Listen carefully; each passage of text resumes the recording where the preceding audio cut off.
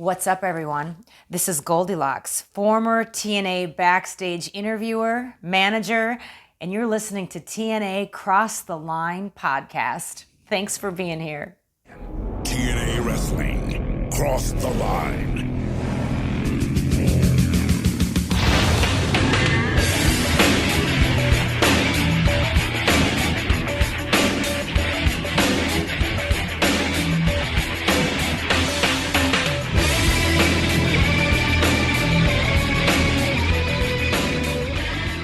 And we're back with episode 63 of the TNA Cross the Line podcast. I'm Bob Colling Jr. With me, as always, is Dallas Gridley. And Dallas, we are coming off of a week that had quite a bit of stuff going on, including a casket match and an unintentional scalping. I believe we both thought it was a good show. This week, the announced stuff that we had pertaining, I believe what they announced pertaining for next week is not looking to be a strong show, but who knows, maybe they'll surprise us with some more interesting matches as we watch the show. So Dallas, how are you feeling for this week? Well, I mean, as you mentioned, with the scalping last week and everything, I mean, we just watched one of the most infamous, iconic moments, at least in the Asylum years of TNA, happen last week. Yep. And I've been waiting for that show for a long time, so I'm riding high. And I mean, I think I was trying to pull it up as you were talking here, but if we can keep this going, Bob, we are inching toward 10 show thumbs up from the both of us. We are on a hot streak right now. That's a record. Dude, yeah, it's pretty crazy. I mean, let's see, we got 1, 2, 3, 4, 5, 6, 7, 8. I mean, we're really close to a 10 show streak. And I don't think we've gotten more than 3 before this, in a row. So, yeah, no, we haven't. So I think on the 10th show, I'm just going to be like, nah. Nah, I wasn't feeling even if it. it's good, I'm going to be like, no, that blew. Well, I think it's it's cool that they finally seem like they've got their groove. They have whatever their system is that they got going right now. It's working because the shows are easier to watch. We look down and we're already 45 minutes into it after it feels like we just started it.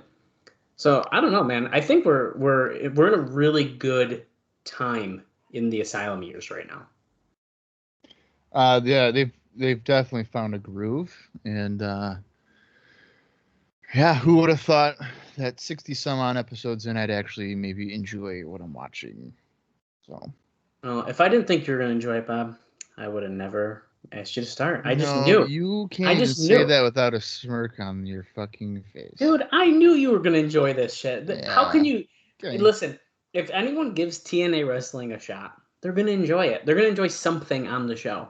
I am not going to endorse that statement because I don't want someone to just watch a random TNA Impact show and be like, that was horrible. Well, I do think you need to be careful. But at the same time, there's always been that stigma of LOL TNA, and sometimes it's understandable, but there's a lot of some of the internet wrestling community, if you will, won't even give it a shot. I mean, it's just what it is, and they've always been shit on. They've always been trying, but I have always been a fan of TNA Wrestling and Impact Wrestling, and I still am, and it's awesome. And I think to their credit that 2021 Impact is certainly different. Oh yeah. Than the LOL TNA era. Yeah, I think is more in reference of the Hogan Bischoff era. If I think most of it is, but it all goes into the same thing, and it's between production issues or just trying out silly shit that we're trying to see what sticks. I mean, it all kind of falls into one thing, but that's okay. That's why we're here. We're seeing all that. We've seen a lot of silly shit, and we've really cut back on a lot of the silly shit by September 2003 here. The silly stuff has definitely taken a backseat. There's no question about that. Yeah, I mean, there was a while where I was nervous getting on here every week. I don't know if I don't know how this is gonna go. So yeah, there's certainly, especially early on, and then as we kind of went forward, and it was they don't know what they're doing, and just trying to do really weird shit. But that's okay. We're here. That's mostly 2002 TNA. 2002 TNA felt like a circus. And Yeah, now I think ever since Raven has came in, it's been much more of a professional wrestling company. I do agree with that. Yeah, no, I agree with that as well. So I guess we can say thank you, Raven. Absolutely. Let's just do a quick rundown of the card last week. I guess before we do that, I think we should mention that this week we are actually going to be trying out a bit of a format change. So we're going to see how this goes. But basically what we're going to do is we're going to recap last week's show, and then we're kind of going to do our indie news and our some into the notes, some of the new stuff throughout the show. And we're going to tie it all in, try to cut back on some time a little bit, and see how it goes. And you guys can let us know if you like it or not. Yeah, that was my brilliant idea because I found myself bleeding from the ears when I was watching the show for 3 hours. No, but realistically, it's just I was trying to think of ways to kind of keep it condensed. I don't know. I mean, if people enjoy a near 3-hour podcast that we are doing, let us know. And then like I told Dallas off air, I will drag myself back on here. It's just I'm finding that for both of us, I think that our schedules are getting a little busier in different ways, and being on a podcast for 3 hours, at least for me, I'm not going to say it's burning me out from IcoPod and doing this, but I want to be able to come on here and enjoy my life. Yeah, I mean, I understand absolutely, and I wasn't going to throw Bob under the bus and say it was his idea just in case everyone don't care. didn't like it. Because now if everyone hates it, it's like, guys, you got to tweet Bob. Yeah, Bob Russell. Go ahead, go ahead, do it. But we're going to give it a shot. We're going to see how it goes, and I think it's going to be fun to try out. I think, yeah, and and I think part of it too, honestly, is like, come football season, Sundays are a day that I fucking look forward to. I love it, right? And when is this coming out? 24th. So I would have had I have a baby shower on Sunday, and I was talking to Dallas about we could record later, and then I was just thinking I'm probably gonna be fucking pissed when I come back from the baby shower because I don't want to be there. So with all that mixed in, who knows? But we could easily go back to doing 3-hour ones, I guess. But I figured this would be a good opportunity to at least try to keep it more condensed. So the more I talk, the more it's not condensed. So go ahead, Dallas. Yeah, I mean, that's true, but, that's okay. So let's run down last week's card, and then we're going to go into some notes and all that, some fun stuff directly relating to last week's show. So, as Bob already mentioned, a lot of shit went down last week. We had that #1 contender tag team 4-way match, which 3 Live Crew ended up defeating Abyss and Kid Kash, America's Most Wanted, and the Disciples of the New Church. So they are our new #1 contenders. Then we had Sonny Siaki defeating D'Lo Brown in the casket match after ECMO. Is that how we're saying his name? I think that's how ECMO, yeah. ECMO. He made his debut, and we will touch base. It's not ECMO, I know that. No, then it's ECMO for sure. I have it in my notes, but I don't have it pulled up at the same time as the card. Sure then we had a 6-man tag team match that featured many stars from the Super X Cup, where Chris Sabin, Michael Shane, and Nasawa defeated the debuting Eric Young, and then Frankie Kazarian and Juventud Guerrera were also on that losing team. Then we had a non-title tag team match where Johnny Swinger and Simon Diamond defeated Mad Mikey and Shark Boy. And I have a pretty interesting note about that team there, so hold tight on that one. Then we had a essentially impromptu, because it was announced on the show, NWA World Heavyweight title match where AJ Styles defeated Jerry Lynn in what was not one of their best matches, but, a solid effort nonetheless. Yeah, it was good, but when you've seen, borderline all-time classics in the TNA promotion, it was definitely not to that level. So. Yeah. And then finally in the main event, it was that iconic hair versus hair match where Shane Douglas defeated Raven, and we had the reveal of the mystery man, which was Vampiro, which was wild. Yeah, and he also defeated Raven despite barfing. Yeah, I have some stuff on that as well, which is pretty. My guess is dehydration. I don't know if I have a reason why, but there's some fun notes relating to it. And then, of course, we know they end up scalping Raven, which I'll get to that in just a second as well. It's so brutal. I haven't seen that in many years, and you can just tell he's like, motherfucker. Dude, he's pissed. My scalp so bad. Absolutely pissed, and you can't blame him. No, I'd be livid. No. So before that, I want to touch on the rash report because this usually does come out pretty much a day or two after the show, and he has some notes about it. So this is in Brian Alvarez's part of the September 29th article. So JB had some big news to open up the report, and he says that starting a week from Wednesday, TNA will now have a 30-minute weekly pre-show that will air before the pay-per-view absolutely free. The show will feature many of the elements you see each week on Explosion, as well as some exclusive stuff counting down the minutes until we go live. As of right now, the show will be carried by in-demand pay-per-view with more affiliates likely to be added in the future. And that's pretty cool. We will probably never, ever see that, but... No, probably not. But you know what? That seems like a perfect opportunity to show the matches of Explosion leading into your pay-per-view to kind of give a taste.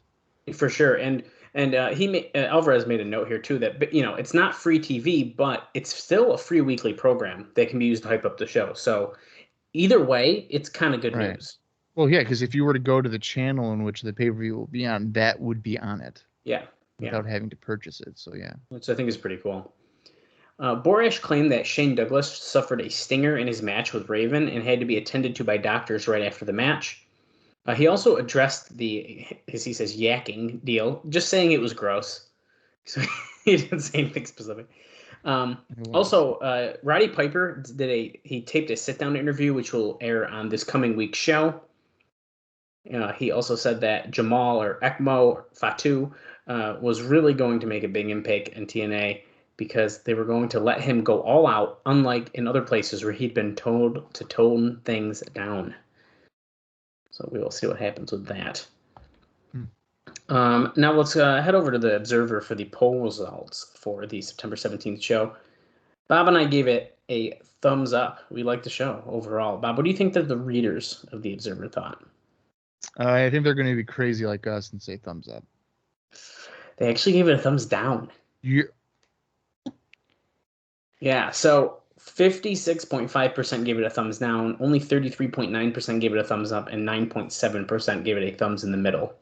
Wow. But he also says that the response level was slightly above average the week after the One Cent show, which was designed to create new customers. And with both the hair match and the Roddy Piper advertised, Dusty Rhodes was not advertised the week before. So, pretty interesting. But now, what do you think that the readers thought was the best match on the show? I'm going to say they went with Douglas and Raven. Nope, they went with Styles and Jerry Lynn. Yeah. And what about the worst match? They're going to go with Mad Mikey and Shark Boy against Swinger and Diamond. Nope, they went with D'Lo Brown and Sonny Siaki in the casket match. That was one of the greatest casket matches I've ever seen in my life. So for a casket match, yeah, exactly. And now in second place was Raven and Shane Douglas for worst match. Probably just because there's a lot the brawling and I guess. I didn't think it was bad. And the casket match also was great because the fucking lid broke off. So. Well, yeah. I mean, that was amazing. It was even better. I think I got a couple more things here. So overall, there was a lot of concern at the show because the live crowd was smaller than expected at about 1,000, but also pretty much dead for most of the show except for the finish of the hair match. They were deathly quiet for Jeff Jarrett, and this was after the promotion broke up the seating together of those who had been booing Jarrett and America's Most Wanted at the last live show. So they split up everyone who was trying to boo Jarrett and America's Most Wanted to try to let that not happen as much, which I think is kind of funny. The number of free tickets given out was identical to the weeks there had been sellouts. So the bad crowd is just a result of the fact that the hair match had not been pushed hard enough or long enough for it to mean anything.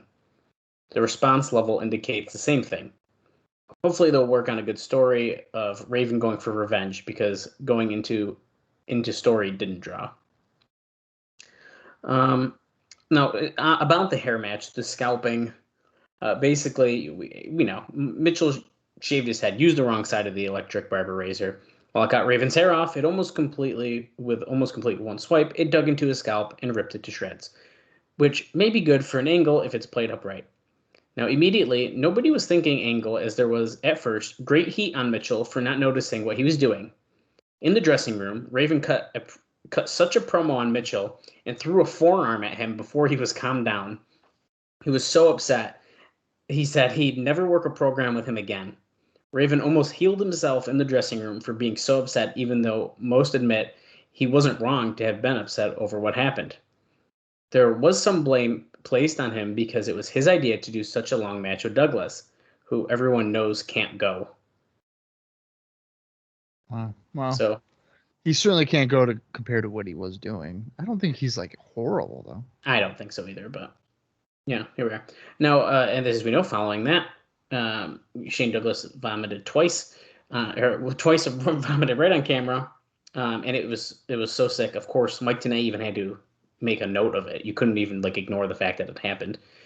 Now, Vampiro, when he made his debut, was making motions like he was going to spit the Muda Mist, but he was actually making those faces because he was about to gag himself. He was about to throw up. He was about to gag himself. From what? The smell of the vomit, I'm assuming.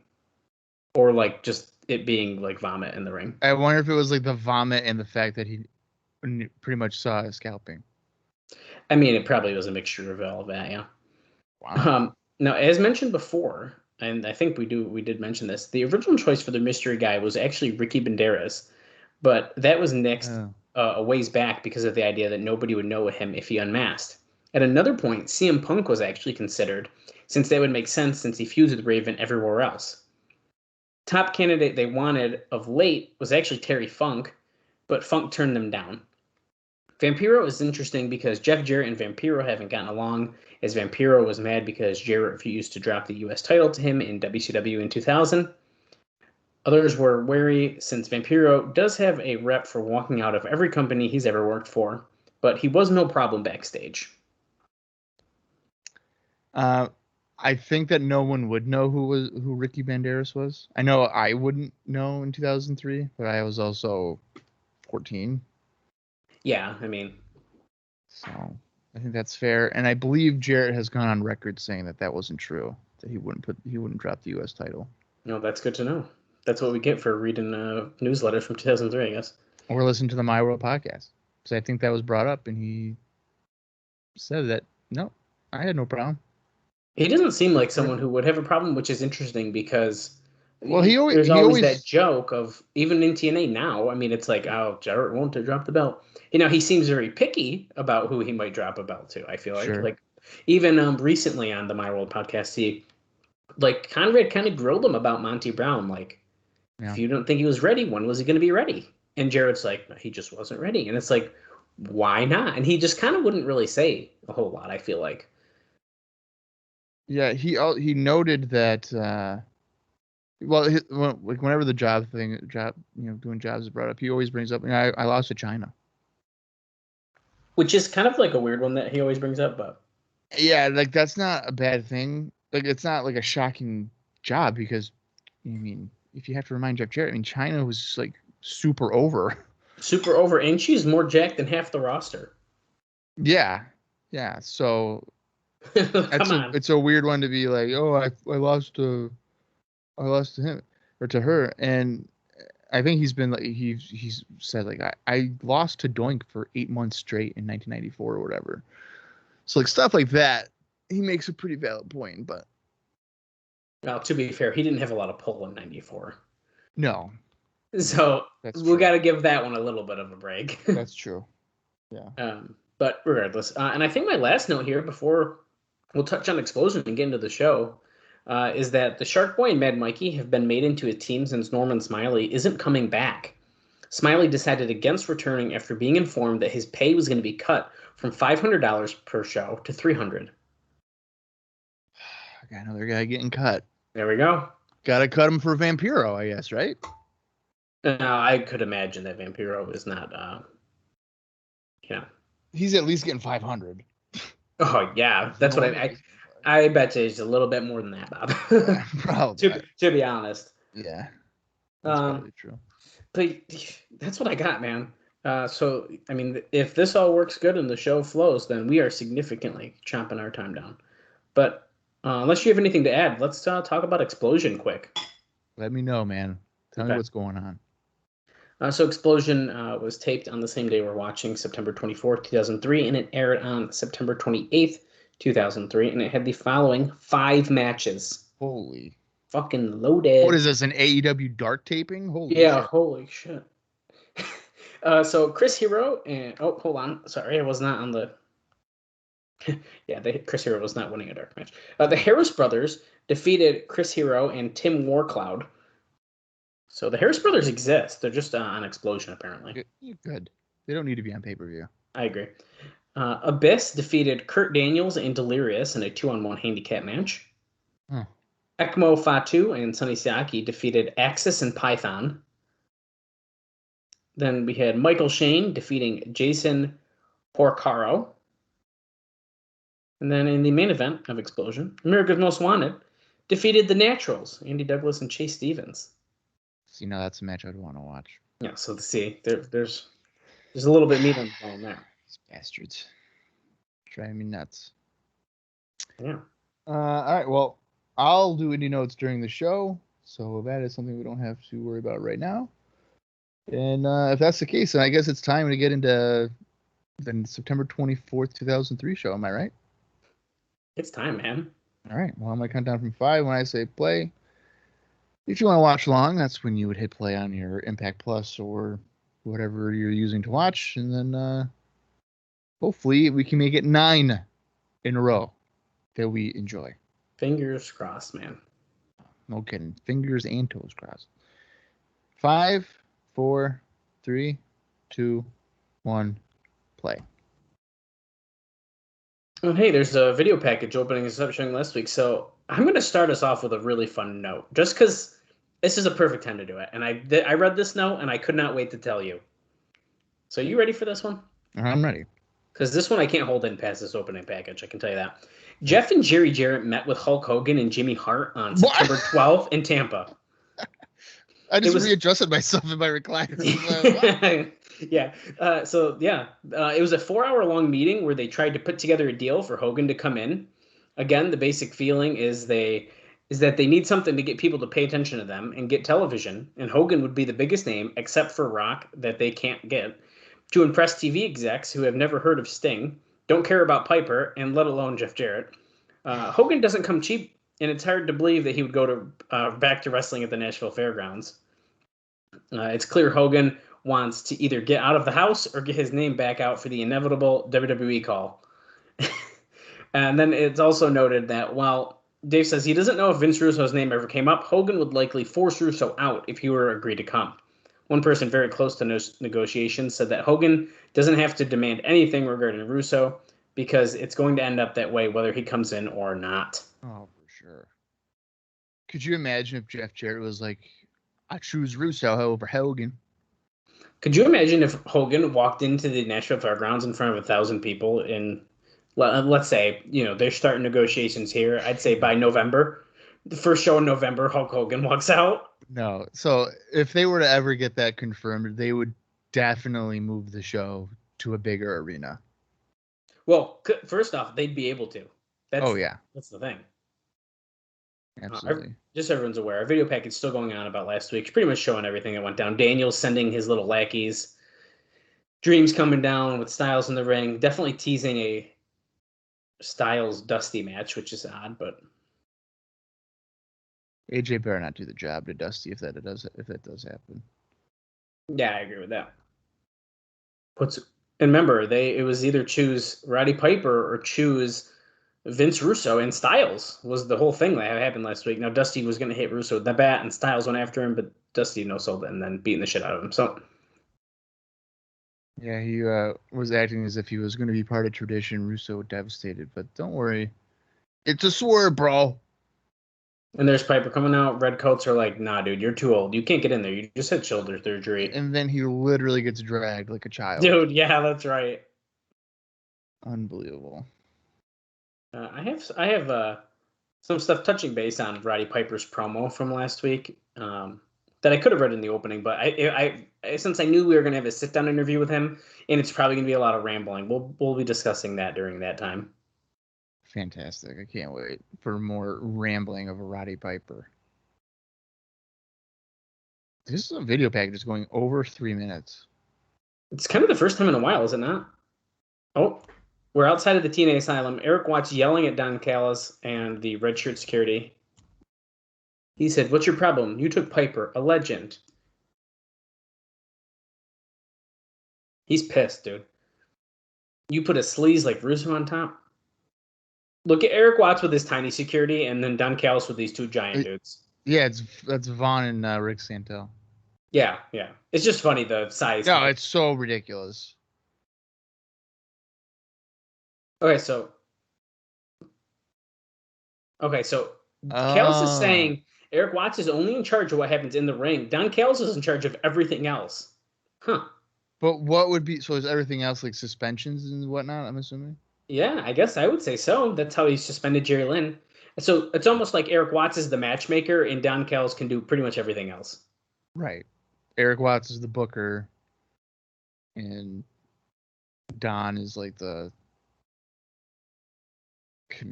not commissioner, because I almost want to say like GM, but it's kind of GM, I mean, yeah. they kind of make matches too, but Callis isn't doing that, so.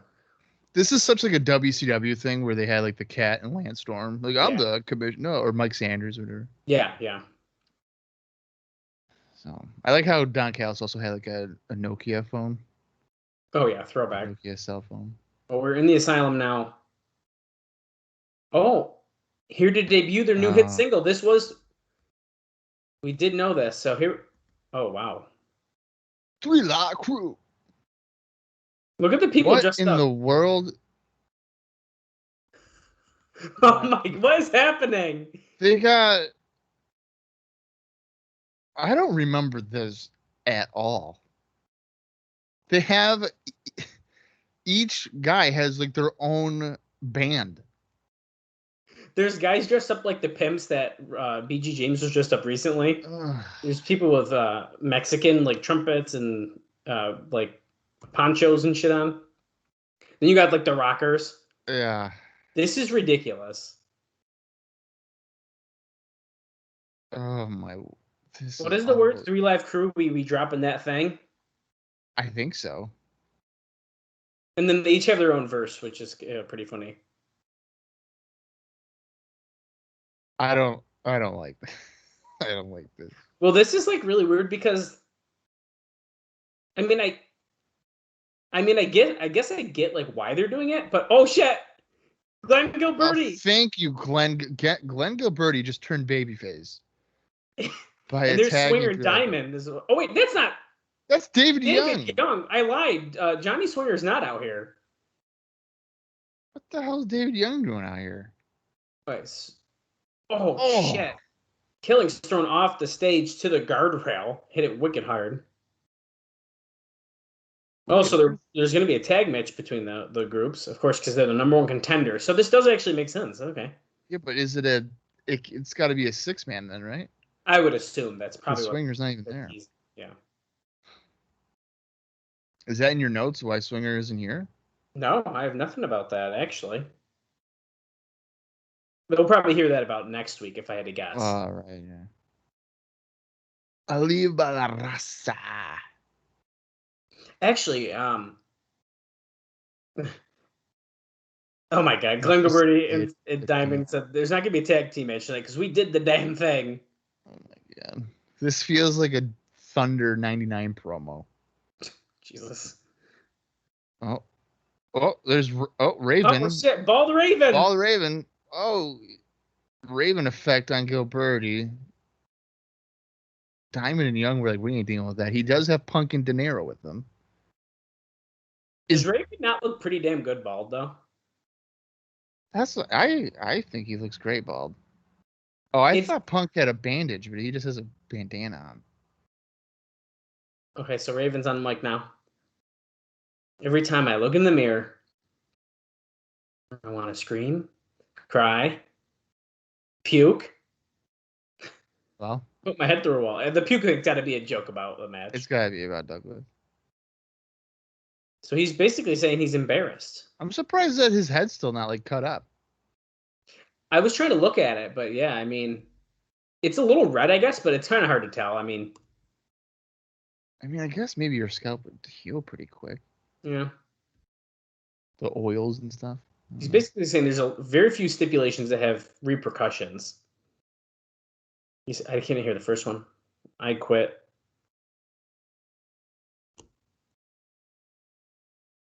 He said, but it doesn't change your essential self. Look at me. You look fine. Well, in hindsight, but imagine like seeing Raven Ball for the first time in 2003. This probably was kind of weird.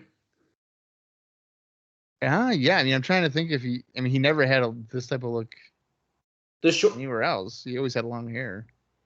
Well, he said he's been diagnosed by medical professionals.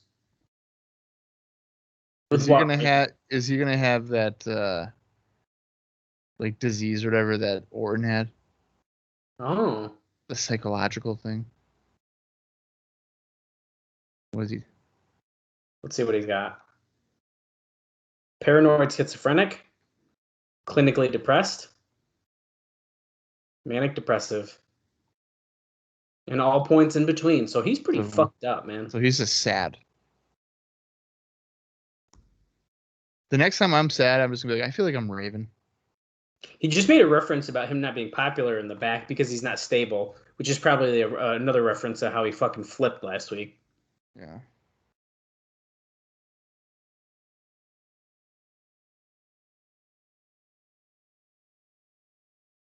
Raven effect. Short trip. Bad landing. Yeah. Is that a new catchphrase? I think so. Shane Douglas, New Church, Vampiro, Jim Mitchell. May God have mercy on your soul. Wow. I like how De Niro and Punk just stood there awkwardly. Yeah, they literally were there just to take out the other guys, and that was about it. And if I'm a Ring of Honor fan, I'm like, why isn't Raven and Punk feuding? Instead, Punk's just being a lackey.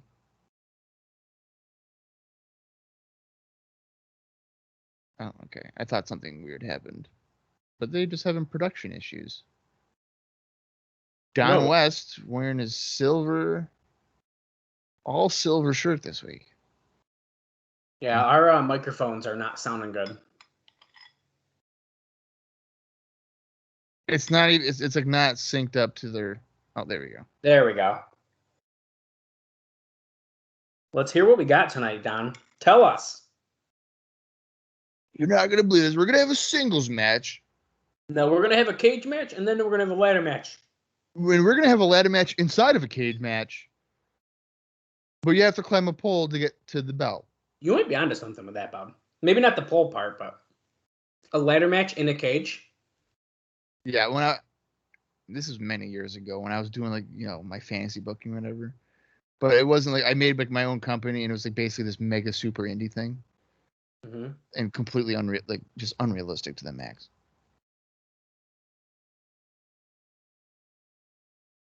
So, we're going to hear from Roddy Piper, someone about their career, about Don Callis and Eric Watson. Kid Kash just saying he will not be responsible to what happens to Terry Taylor. That's right. I believe they're facing off tonight. I like how he has a shirt that says Violent by Design on the back of it. Oh, yeah. I think he's worn that one before. But my upcoming top contenders match. All right, my fantasy like rebooking thing. I did it was so ridiculous. I can't remember who was in it, but it was just disgusting. It was a steel cage ladder match with thumbtacks on the map. Okay. So I was a violent child.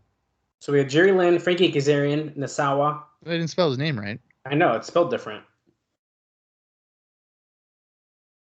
Hoovy? The Juicy Juice. Oh, they spelled Juventud right, though. Chris Sabin? Wait, are these guys wrestling again? Yeah, I think there's a match tonight. Oh, my God.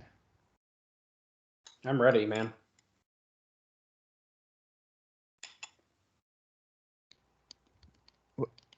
Oh, shit. A 5-way number 1 contender?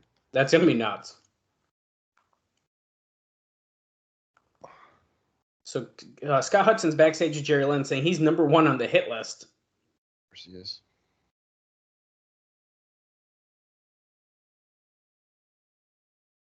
That's right, finally. Lynn is saying, finally, we got one smart person in the TNA office, and that's Eric Watts. Well, he does Eric best Watts wrestle. is finally the smart man.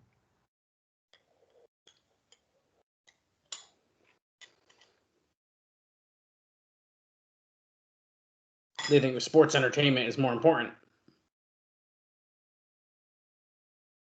Yeah. What he does is very violent. You're too violent, Jerry. When I think of deathmatch wrestling, I think of Jerry Lynn. Okay. Not good pure wrestling. He's so violent. Does Jerry Lynn still have what it takes to hang with this young talent? Thoughts. The man. thoughts. Rain man. But do they have what it takes to hang with Jerry Lynn? Because like the shirt says, destroy the opposition. I thought it was gonna say violent by design. Just team with good cash, new tag team. Hey, Lollipop's back. Lollipop. I've missed you. Who's this? Oh, I thought that was Sanjay Dutt for a second, but it's not. No, it's Sawa. Sawa. Oh, they spelled his name right though. That is pretty. And he points to his juggalo tattoo. He wants you to know he is a juggalo. He's Whoop, cool. whoop. No, are they saying? I thought I they were don't- saying who are you? But I don't think they are. If they were and they were pointing at him, that's pretty funny shit.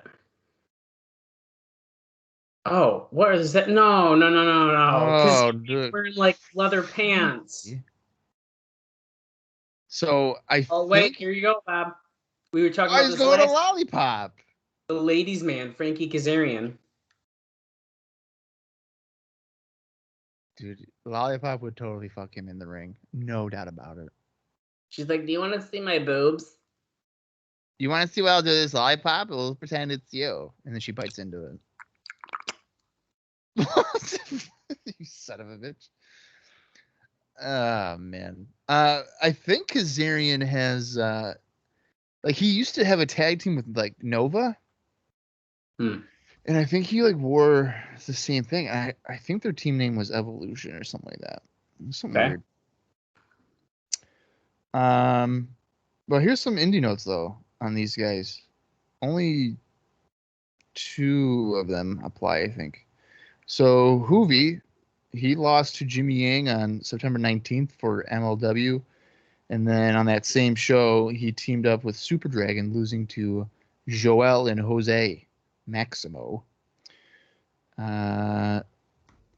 Steven didn't do anything of note. And then Jerry Lynn, who's in this match, he lost to Eddie Colon on September 19th for MLW. And if you don't know who Eddie Colon is, that is Primo of WWE fame. I was hoping for a more shocked reaction by you, Dallas. Whoa, Primo! That's one of crazy. my absolute favorite WWE This is bullshit. stars. You know, I try. You see, this is what I'm working with here, okay? I try to get some huge indie news, and Dallas is just like, no selling me. I don't know, dude. Popping for Primo is not something I think I've ever done. I should have no sold your fucking Hulk Hogan bombshell and been like, bullshit. who's that? You knew that was good shit. Who's that guy? He's not gonna move the needle. He's not going to move the needle. So it looks like it's not a tornado kind of rules where you got to tag or probably eliminate someone to get someone else in the ring. And I think that sucks. It should be a tornado. I want people to do crazy shit. Yeah.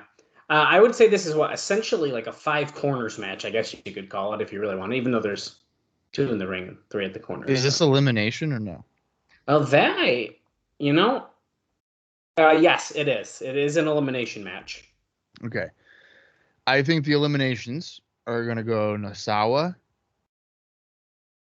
And then I already forgot who's on the other corner there. We have Jerry Lynn, Hoovy, Chris Oh, Sabin. shit. Yeah, it's not going to be that. All right. I'm going to say Nasawa, Sabin, Kazarian, Lynn, and I guess that means Hoovy wins. Actually, I think I'd be okay with that because that gives like Hoovy a win back from Lynn from like a while ago, and then Hoovy versus Michael Shane could be kind of fun.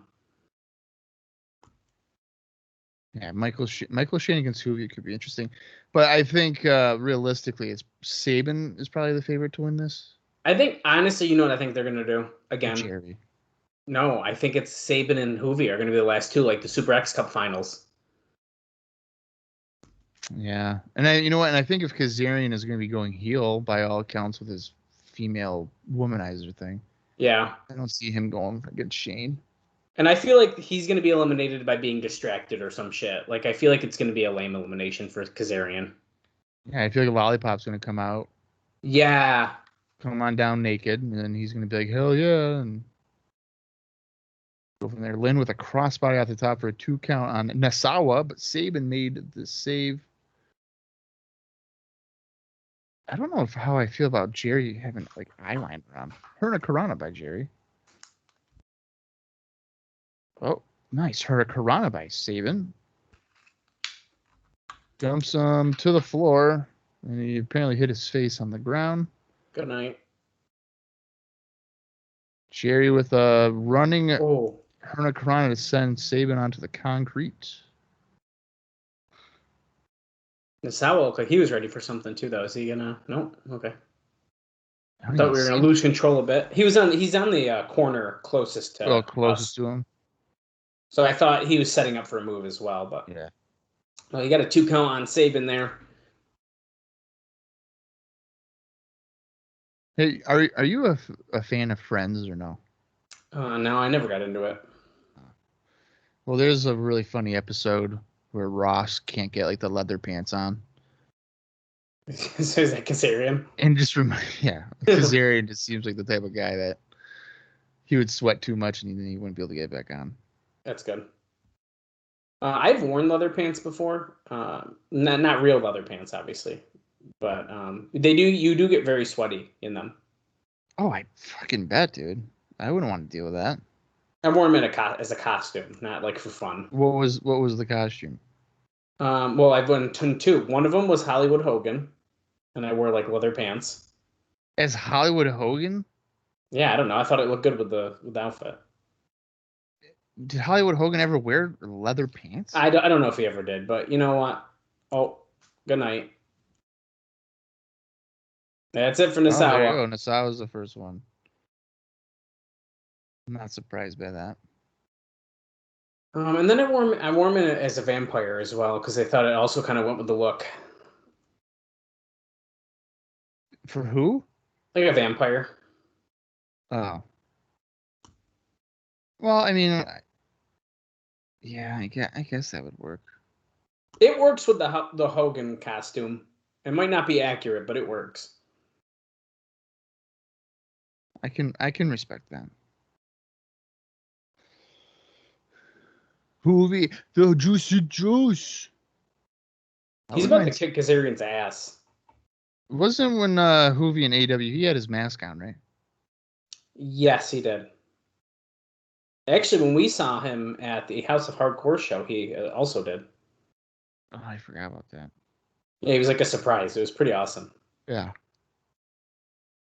He wrestled C.W. Anderson, if I remember correctly.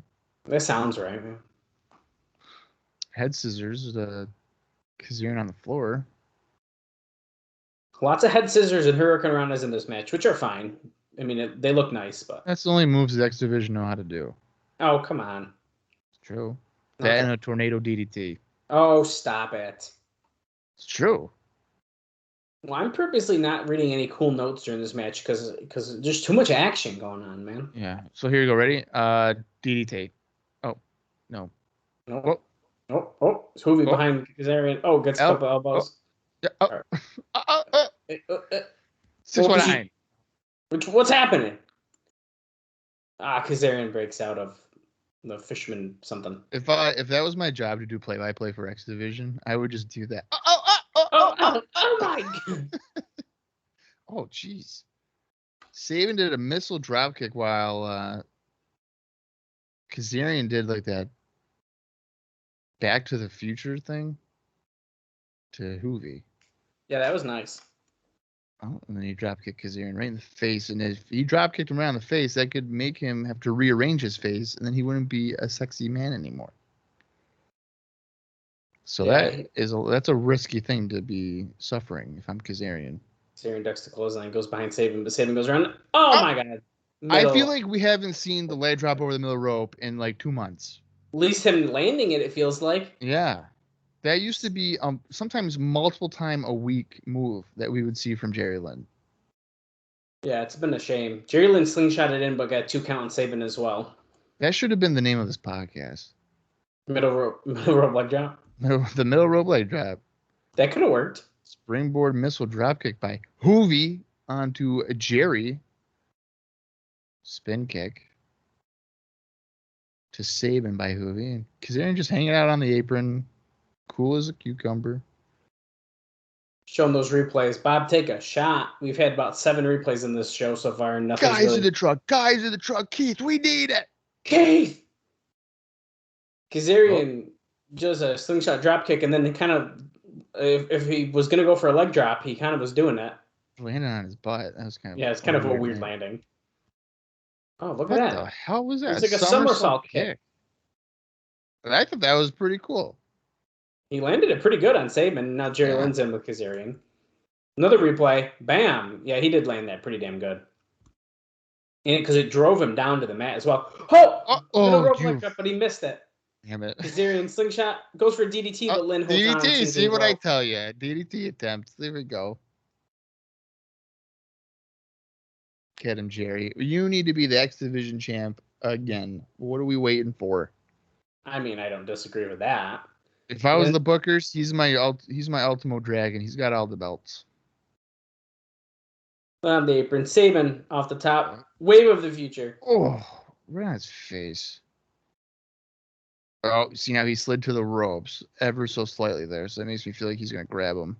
And Kazarian took a while. Hooked the wrong leg. Oh, rookie mistake, Kazarian. Come on. That's how you get a 2 count. Kazarian looked like you were talking to someone in the crowd or a lollipop. I couldn't really tell. What's this, Saban? Oh. Cradle shock. 1, 2. The cradle shock, yeah. Clean. Hoovy I don't think he was talking a lollipop. Well, he was kind of yelling in that direction, so I just took it as like, I'm doing this for you, and it was like a slight distraction. Oh, okay. I don't know if it's accurate. It's just what I. No, I was thinking maybe I don't know if I'm not gonna say you were suggesting, but thinking that somebody like in the front row, because it didn't look like a front row type of discussion. Yeah, no, I know. Yeah. Oh, Jerry Lynn tagged himself in after Saban slingshotted Hoovy into the corner. So now we got Lynn and Saban. Oh, wow. Popped up Saban, and you got some. It looked like knees, but I think it was supposed to be like a drop kick to him. 1, 2. Oh, Saban kicks out.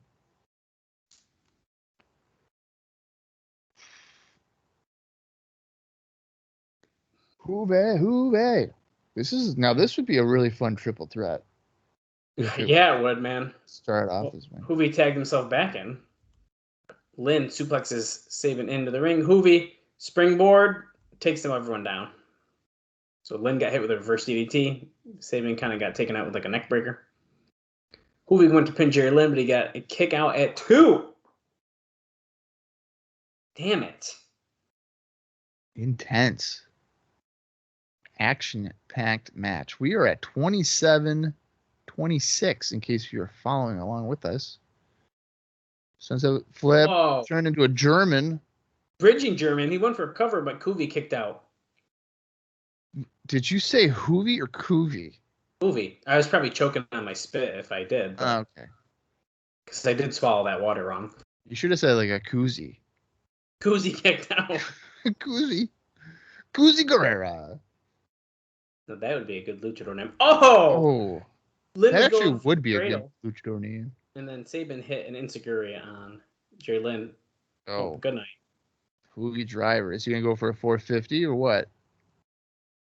No, he's going to Lynn. One. Oh, because Lynn's the legal. I was like, wait, why did he do that? No, because Lynn's legal, but Lynn got his hand on the rope there. I feel like at this point they're all legal, I feel like as well, yeah. and that's why these types of matches should just be tornado matches. Why there gotta be tags? Oh, rolls through 1, 2. Oh, now they're gonna roll around. Well, they did for a second there. Hoovy taking Lynn down again. Another roll. No, roll through. Another roll through.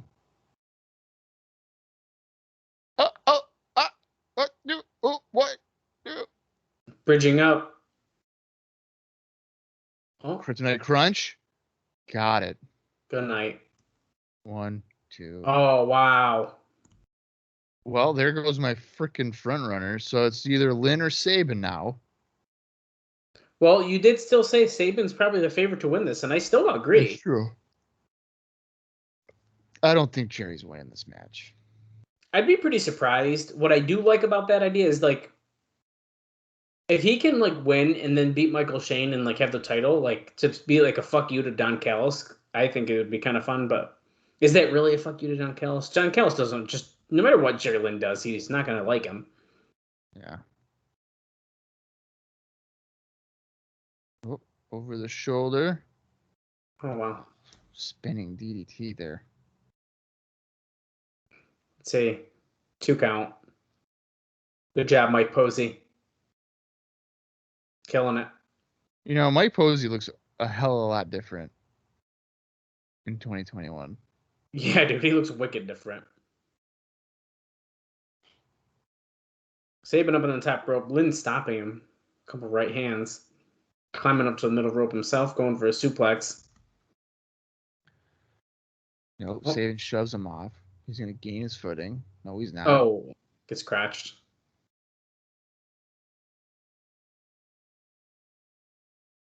Oh, and look who's up on the stage watching. Michael Shane. Shawn Michaels' cousin. That's right. I think he should start coming out in Shawn Michaels gear. That would be so funny. Superplex off the top rope. Going for a cover. Saban kicks out at 2. Michael Shane wearing his best red velvet shirt. And he's wearing his dad, like, white jeans. Yeah, it's some good shit. It's like he looks like he's like at a freaking country club. Oh, Lid just ate a big boot by Saban. Brainbuster. Oh. 1, 2. Nope. For a brain buster, he didn't do a lot of damage to the brain if he kicked out at 2. Yeah. Michael Shane is watching intently. Chewing his gum. Like a cow. Doesn't have manners. Saban going for the cradle pile driver, but nope, Jerry says, fuck you. No, you're not. Oh, ref bump. Yeah.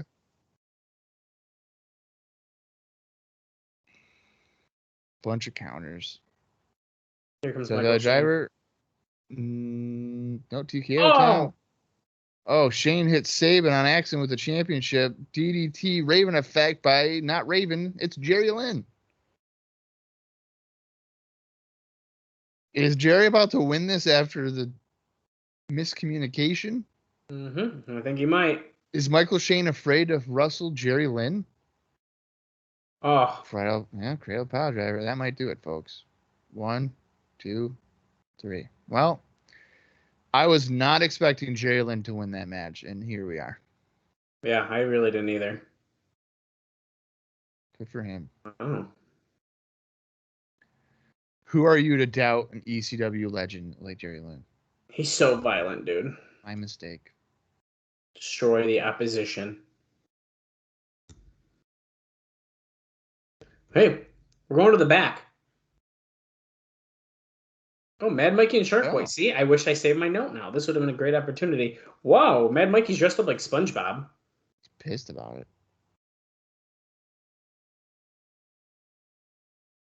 Come on, Jaws. Jaws. Oh, shit. How's Ekmo and Ekmo Sonny doing? Siaki. Ekmo slowly pushed a camera cart thing, like the boxes, in just Shark Boy. Oh, and then he just splashed Mad Mikey up against the concrete wall. Respect that, you little punk. Oh, he ripped up his SpongeBob costume that appears to be made out of paper. Wow, okay. What a brutal attack that was. Well, that was a fun opening match. I can't believe we're over 30 minutes now and we've only had one match, but it was a fun opening match. That was our first match? Yeah. Oh my god. There's only a bunch more, I think. I really gotta start paying attention. Well, they did do the show weird.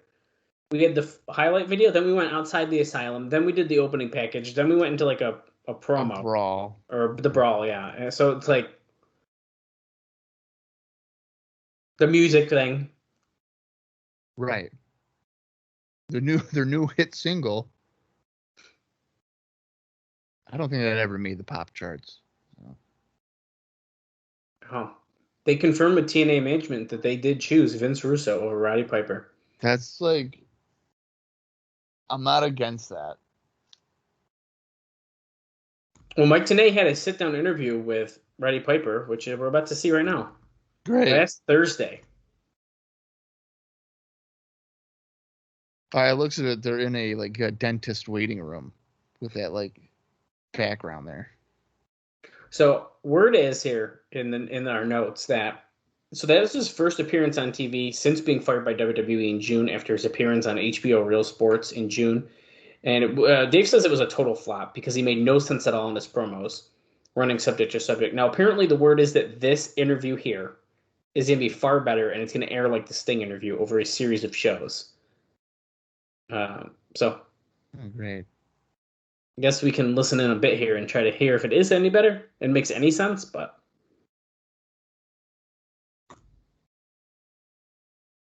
he's like, I got something to give back to these folks.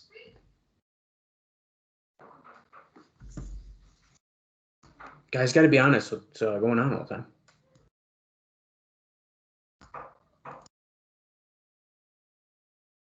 Are you doing this for your ego?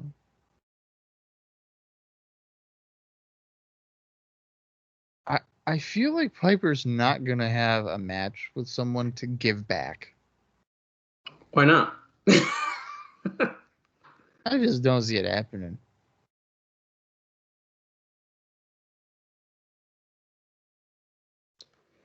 So how are you going to address the accusation that Vince Russo made that Roddy Piper isn't for TNA, but he's for Roddy Piper? Piper looks distressed. He couldn't even answer it. They had to cut it. You had an emotional reaction to that. He's like, yeah, I want to be part of that. Is that part of my ego? Then I guess you betcha. You betcha. Well, I'll tell you what. This definitely has a much more serious approach to it than the promo last week that didn't make any sense. Which it also says that apparently before that promo last week, he had been going off before the show on how mad he was at WWE for firing him over the internet rather than calling him to tell him that he was fired. He tried to say that his son found out he was fired by reading the internet where WWE implied he was fired for being a drug addict, but it came out something that never made sense, and he never mentioned WWE at all. He gave the impression that he'd been fired from everywhere he'd been, and that this was his last resort, which once again paints the company as a home for WWE rejects. Wow. That sucks they found out on the internet. Yeah. Well, now we just cut away from that serious, sad interview of Roddy Piper to Don Callis in the ring with the red shirt security, talking about how he had a serious decision to make. That means that Dallas forgot their names. It's Kevin Northcutt and Ryan Wilson. I was getting there. No, you forgot their names. I didn't actually forget, but I was going to stumble over both their names if I said it too fast. Yeah, it's Kevin Northcutt. Kevin Wilson and Brian Northcutt. That's what I was worried about. It's true. They did pull him out kicking and screaming like a child.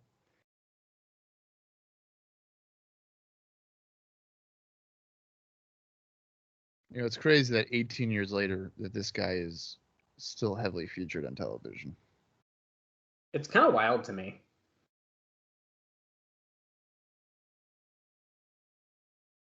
I did it because it's in all of your best interest. Yeah. Deep down inside places that we don't like to talk about. That's right. I've got stuff blocked from my memory. Hulk Hogan, he never dropped that leg drop on Randy Savage. No. Randy Savage definitely won that match at WrestleMania 5. A lot of my thoughts that I try to keep hidden revolve around Randy Savage. Mm-hmm. Talking about dragging Piper out by his hair. Kind of liked it. Once you make a decision like that, the next one is that much easier to make. Jeff Jarrett. Is he gonna fire him?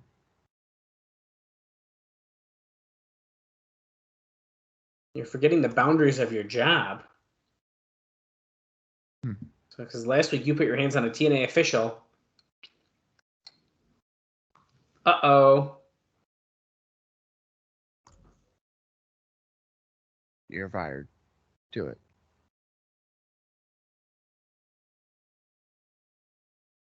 Oh. Ladies and gentlemen.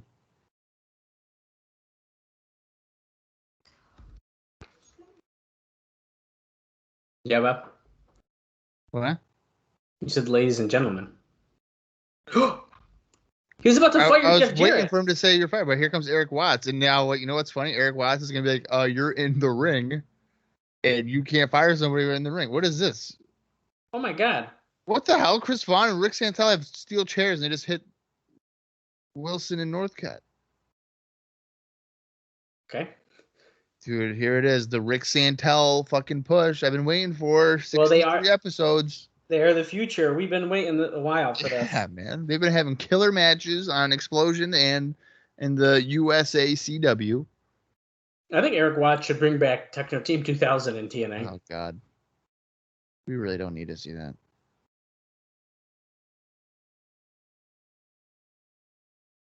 Oh, he pretty much told Don to clean up the restrooms, job boy. Wait, was he literally saying that he can't fire him in the ring? I think so. He did mention something about the ring. What the fuck? Oh. Jarrett's going to have a shot at Styles within the next 30 days. But tonight, he's going one-on-one with Christopher Daniels. Why are we not advertising this stuff a week before? Yeah, that one should have been advertised. Oh, my God. Oh. He said, Styles, I know that you're crying and you're holding the leg of your boyfriend, Russo. So he's making an announcement about AJ as Rick Santel and Chris on whip chairs. You can tell that Rick Santel feels like he's a mega badass with that Look at him, yeah. He is fired up. Dusty Rhodes for Styles in a Bunkhouse Brawl. Tonight? What the fuck are we doing? Probably should advertise that as well. Oh my God. This is it's being presented so much as like a TV show. Mm-hmm. Instead of something that we've paid $10 for. Oh, the 3 Live Crew's fine. So Gilberty, Young, and Diamond. Wait. He just said for the tag belts. In a 6-man tag match for the tag titles. Raven.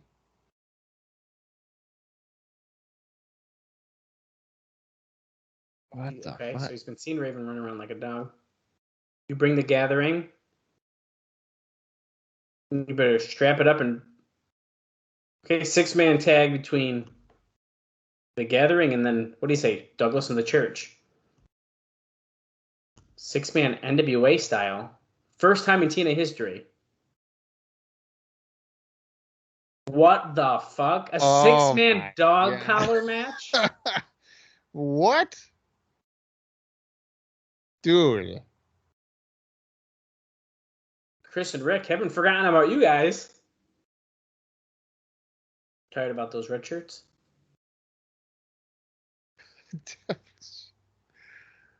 Oh, wait, shit. Is Rick Santel about to have a match? Yeah, dude. The black shirts are facing the red shirts. Oh, my God. What in the world? I don't understand what has happened tonight. Okay, so we just got a shit ton of announcements that we should have got way before tonight. Pretty much every single thing they announced should have happened last week. They should have told us last week. Yes, because I'm telling you right now, if all I knew was those two matches that they announced, I probably wouldn't buy the pay-per-view, and then I'd read the results and be like, what the hell happened? Ryan Wilson just destroyed Chris Vaughn. With a little spine buster there, showing his power. Dude, look at this. Him doing shoulder blocks to a guy significantly shorter than him is a little weird. Dude, the impact. Here comes Kevin Northcutt. Oh. Ryan Wilson with the clothesline and then a running knee by Northcutt. Chris Vaughn not looking to be in good shape. And I want to point out that right now we're in a position here for Mr. Rick Santel to get the hot tag, and I'm assuming he's going to get the win. That's a good point. Nice throw there by Northcutt. Oh, yeah. Santel breaks up the pin. Risky Business is their tag team name, by the way. Technically. Oh, okay. Oh, don't rip his shirt off, man. Come on. Why would you do that? He throws it in the face of Rick Santel. I was so pissed. Rudy Charles was like, bro, stay back. Rick, it's okay. Rick, you're going to get your shot, bro. Look at those stomps in the corner. Eric Watts being ringside is doing a whole lot for this. I honestly never thought Rick Santel actually wrestled on these weekly pay-per-views. I'm literally dumbfounded. Well, here he is, man. He avoids a kick. Oh, Northcutt. See ya. Nice little full Nelson twisting slam. 1, 2. No. Santel breaks up. Rudy Charles is like, God damn it. I told you to stay out of the ring. Come on, Santel. You can't be doing that. I was going to talk about it quickly while Don Callis was talking, but this is still relatable since they're his boys. But he was doing one of the interactive interview radio shows last week. Who was? Don? Don Callis. BG James was as well, but his stuff isn't as exciting. But Don said that he wasn't overly thrilled with his work in TNA yet because he didn't feel he had done as well as he knew he could. He also said that he didn't know that TNA or what TNA could do without TV, but felt even though wrestling in general was down, it was still a high growth company and that the Panda deal was great for them. I think that's accurate. Yeah. I think there's definitely potential there. So, like, if you were an investor, like, if we can get on TV, they'd be in better shape. Yeah, and I mean the only like notable thing that BG James said in that interview is that he said that he loved his 3 Live Crew stuff and much preferred doing comedy skits over being hit in the head with chairs. That might be one of the smartest things that BG's ever said. Right. I was thinking the same thing. Because I mean, if I could get paid a bunch of money just to be a comedy wrestler and not go through tables and fall off balconies and get hit by chairs every night, I'd go for it. Yeah. Dude, Rick Santel he's real good at breaking up these pins. I think this is his go-to move, is just to kick a guy in the head on a 2 count. Oh, Inseguri by Vaughn. Wilson staggers. Vaughn could easily make a tag here, but he's not gonna. Oh, Vaughn just no-sold a punch by Northcutt. It's probably gonna give him some heat. Come on, Vaughn. Tag in your risky business partner. Yeah, look at that neck vice. He's killing him. And Rick Santel's watching from the apron like, dude, come on. Come on, man. Give me the tag. Tag me in. Come on. The crowd is getting behind Rick What Santel. if- You guys wouldn't believe. I mean, 3 people are chanting his name, I think. What if Rick Santel were to drop down and do like the ultimate heel turn?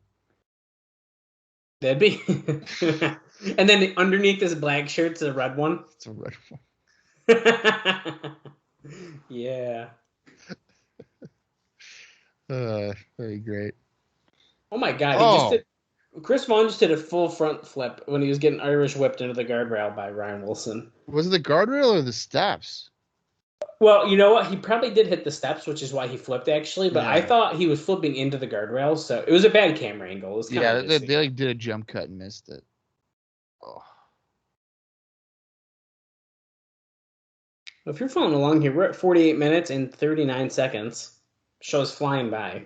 But we still have apparently like 5 matches.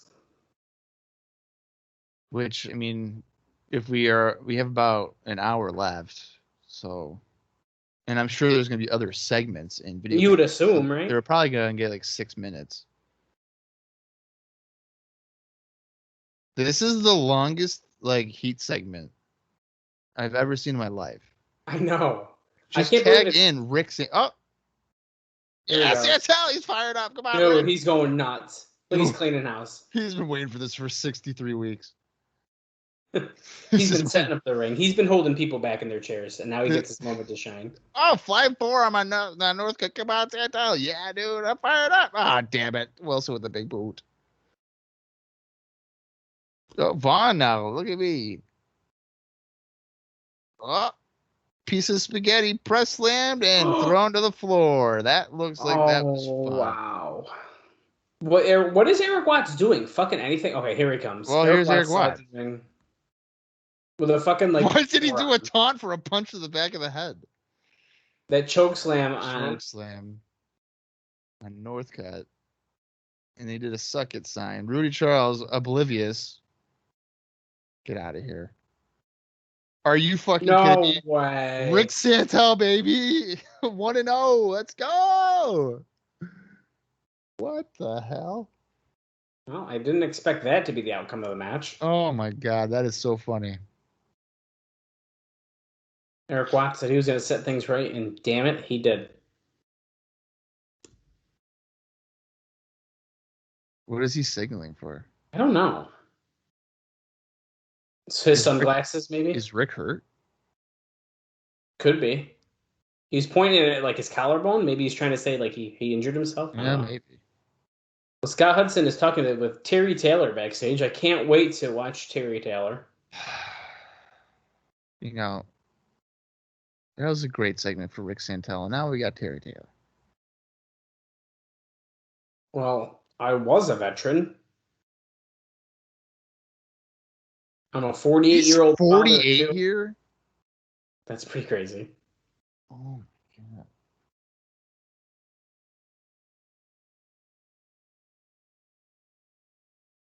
Oh.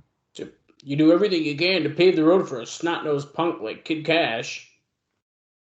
I hope ECMO comes back out here and just splashes him And against the smushes wall. him. And that's his new gimmick. I'd be good with that. You've been talking too much, so I gotta splash you like a fly against the wall. Kid. Cash. Ooh, lollipop. Hello. Oh. And he's accompanied by the Monster Best. Kid Kash changing his tights. He's wearing bikers tonight. Yeah, I don't know if I like that look. I don't know if I do either.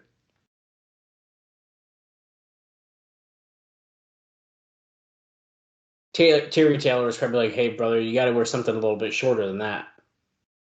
He made him change his tights. Do you think Terry Taylor's gonna be wearing trunks or tights? Or like long tights? I feel like it's going to be trunks. I feel like all the I old feel guys like he wear wrestled in trunks. trunks, so yeah, it's gotta be trunks. I don't think he's gonna pull a CM Punk and be like, I wear pants now. I don't want to talk about those. I'm hoping that was a one and done. He did that just so that he could have like another different action figure. It's got to be, right? That's what I think. Look at him. Look at Terry Taylor do his little jog. Okay, Tanae's spitting his facts at us. Well, I know this match is not going to be good, so I got a good note for us to talk about during this one. Okay. Wait a second. He's got backup. Oh, that's pretty interesting. It's America's Most Wanted. I don't think I have any indie news for. There's no indie news for Terry Taylor or Kid Kash this week. But you don't want to tell us what Terry Taylor has been up to? Just kidding. We actually already know. When I looked it up, his last match was in 2002. So. Oh, okay. It had been a while. It's the former NWA World Tag Team Champions accompanying Terry Taylor to the ring. Because why not? This is unbelievable. Terry Taylor had backup. I can't believe that they thought having Terry Taylor competing in a match would be a good idea. I'm not really sure who cares about this stuff. I don't. Let's see what. Oh, he's wearing. No, he's definitely wearing like his 1992 WCW gear here. Wow. He's actually not in as bad a shape as I was expecting. No, he's got like the Ric Flair chest. Yeah.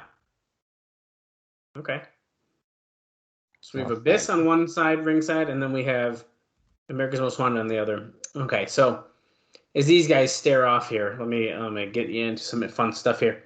So if you remember, Bob, I think it was last week we talked about how they were passing out contracts to people in the back, like, hey, sign this. If you're going to tell me Terry Taylor was handed a contract, I'm going to throw my computer. I don't know for sure, but the contract signing situation went very well. Almost everyone signed new deals, which gives the company basically 2 years, which is 1 year and a second-year company option. Although we've heard from wrestlers that those terms are typed in, but there are also 26 dates written in elsewhere. Shane Douglas has not signed, but they expect within a few modifications that he will do so very soon. Hoovy hasn't been offered a contract, but the expectation is that he will be. Chris Harris, Jerry Lynn, James Storm, and Raven were already under long-term agreements, as was AJ Styles, and Styles has renewed for another year plus the option. Vampiro hasn't signed, but nobody expects him to be around long-term. Conan hasn't signed a new deal, but his old deal doesn't run out until February of next year, although he's had WWE offers of late. What? Apparently due to the recommendation of Rey Mysterio, yeah. I don't know. I don't know if I buy that. Yeah, well, that's what this is all rumors. It's all rumors. Because if that was true, I think Conan would be going to WWE. You think so? Yeah. I think the only thing that would stop him from wanting to is his relationship in Mexico and wanting to work there and stuff like that. But which could very well could be the truth.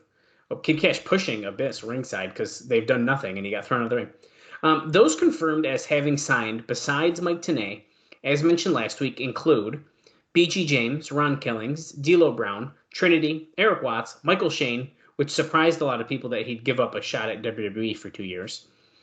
Chris Sabin, same thing. It's surprising. Frankie Kazarian, Christopher Daniels, Simon Diamond, Johnny Swinger, Jim Mitchell, and Don Callis, which basically means just about everyone that WWE likely would have shown interest in. Regarding usage of the talent by outside promotions, at this point, the company isn't going to nix anything, but are going to request that angles that wouldn't make sense on TNA, like Jerry Lynn managed by Jim Mitchell and MLW, and Raven vs. Punk feud, that they would be worked out. The idea is to give everyone time to make their angles cohesive as opposed to directly pulling guys. What happens from there depends a lot on the attitude of the bookers from other companies. You know, I don't think that they should try to enforce that. Yeah, I think it's kind of a tough thing. Yeah. Terry Taylor just did a vicious ankle lock on Kid Kash. That's about all that's happened while I read that. That was like Ken Shamrock level of ankle lock there.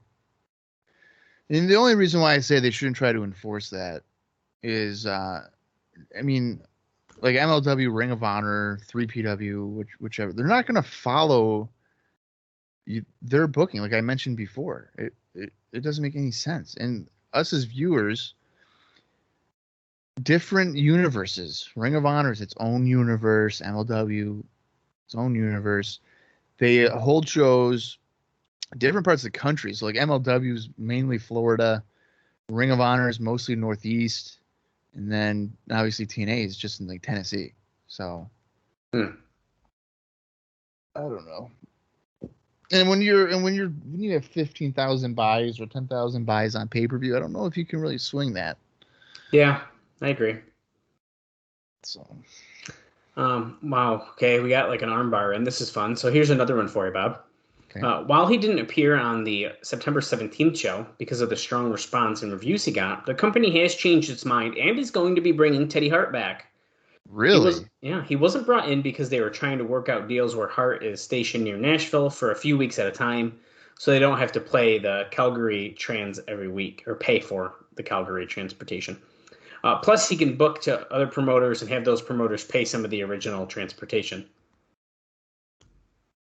Okay, so they're trying to set it up where he gets bookings closer to them. Essentially. Okay. Kash, huge crossbody, springboard crossbody. Nice. Of course, a 48-year-old man can kick out of that. That's okay. Well, Taylor's sent to the floor. Where's Abyss? Is he going to get involved here? No, maybe not. He's just standing there. Go get him, Abyss. What are you waiting for? Oh, I forgot AMW was at ringside, so that might explain. Oh, now he goes over too late. Come on, Abyss. Oh, Abyss says, screw you. Oh, wow. Hits James Storm from behind, which they fell like dominoes. Terry Taylor laying in punches. Ducks one atomic drop to Kash, whose butthole is probably on fire now. I wish Terry Taylor would be like, if you can't beat me in 10 minutes, I'm your manager. Oh God. What is Abyss doing? Oh, missing a splash. That's what. Oh, shit! Fuck. Well, black hole slam. Lands Terry's gonna need a hip replacement. What is going on? This is so messy. The referee got knocked down. Chris Harris drop kicked Abyss and now did crossbody to him. Oh no, that was Storm. Harris spear by Harris. Are you don't you dare. Wait, he's like over Kid Cash's arm. Like just barely. Okay, so Terry Taylor just won that.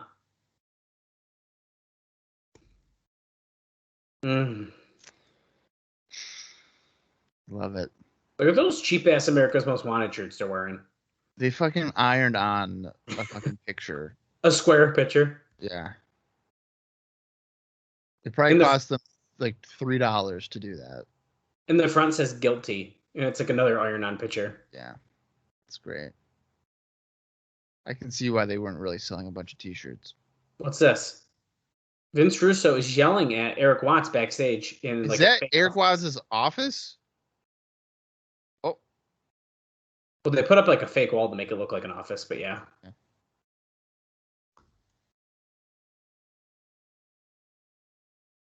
You may have stroke, but I have power to take that bat and to stick it straight up your ass and turn you into a popsicle. Russo's probably pissed about the bunkhouse match. Yeah. He said, remember me. I love how Russo's got the bat like he's Sting. Jeff Jarrett versus the Fallen Angel next. I can't believe this was not advertised. This just blows my fucking mind. From the City of Angels. So we have Daniels, Jarrett, and we have the 6-man tag for the tag titles. The 6-man dog collar and the bunkhouse brawl left. That dog collar match I'm looking forward to. That's going to be... Dude, that's going to be really good. I'm assuming. Look at this. Daniels has his like weird followers out with him. Oh, now he goes by Chris Daniels. Chris Daniels. Probably because they don't want to type out Christopher all letters.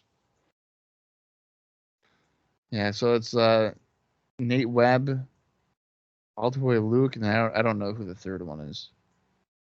Is one Alter Boy Luke? Isn't it? Luke Hawk? Yeah. It was hard to see before, so I'm trying to get that. Is the guy that directly behind him is Nate Webb? That's Nate Webb, yeah. Yeah, the tall one. Is that Alter Boy Luke right on the right? Because it ain't the bald one. No, yeah, you're right. Yeah, on the right side, I think. See, he looks creepy as fuck. Yeah, that looks like a demon. Yeah. But he was possessed. That was weird. Yeah, it was. Well, I guess they kind of are in a way. Well, they're like brainwashed. Great. Jeff Jarrett's freaking ring entrance is going to take 25 minutes. Well, why not? You know, what's the difference? It's my world, my world. Come on, Jeff. All right, Jeff. There you go.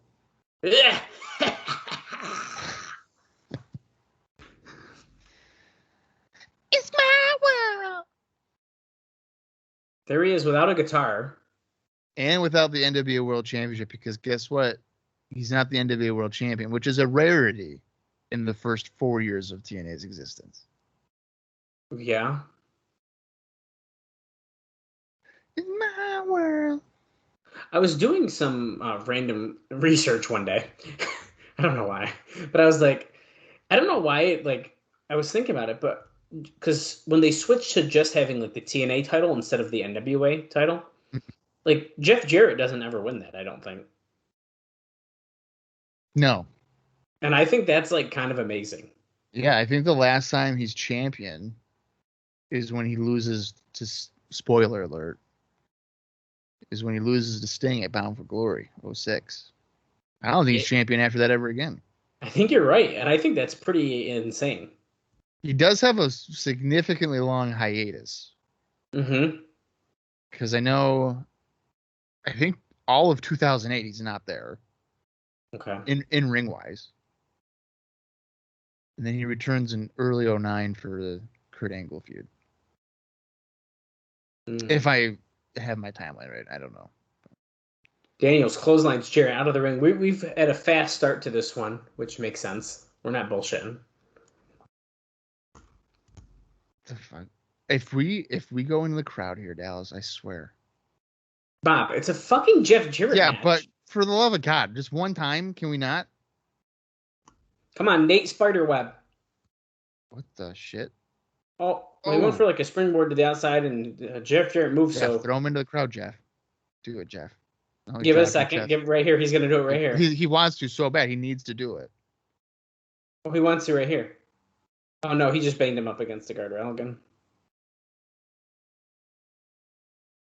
He's gonna do it. Maybe not. That lady would look pissed. She's like, "Stop moving my goddamn guardrail." I gotta know. I want to know who that guy is. I don't know who he is. He looks like Mike Modest, but I know it's not Mike Modest. That's definitely not Michael Modest. I kind of like the followers. I do too. I think it's cool that he has like a little following thing. Oh, Daniels caught Jarrett when he was going off the top and slammed him down. A rock bottom there. I'm going to try to do a Google. Christopher Daniels. Followers. Then you're just going to go to his Twitter page and it's going to be like, he has 75,000 followers. Oh, shit. What? You're probably right. You're probably right.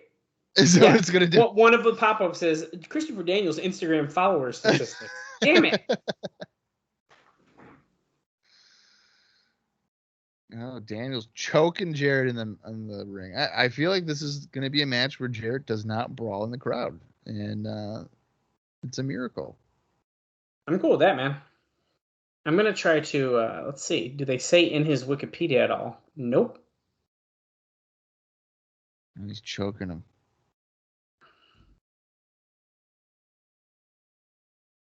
He was scissoring the head of Scissoring his head. Well, that could be interpreted differently depending on who you're talking to.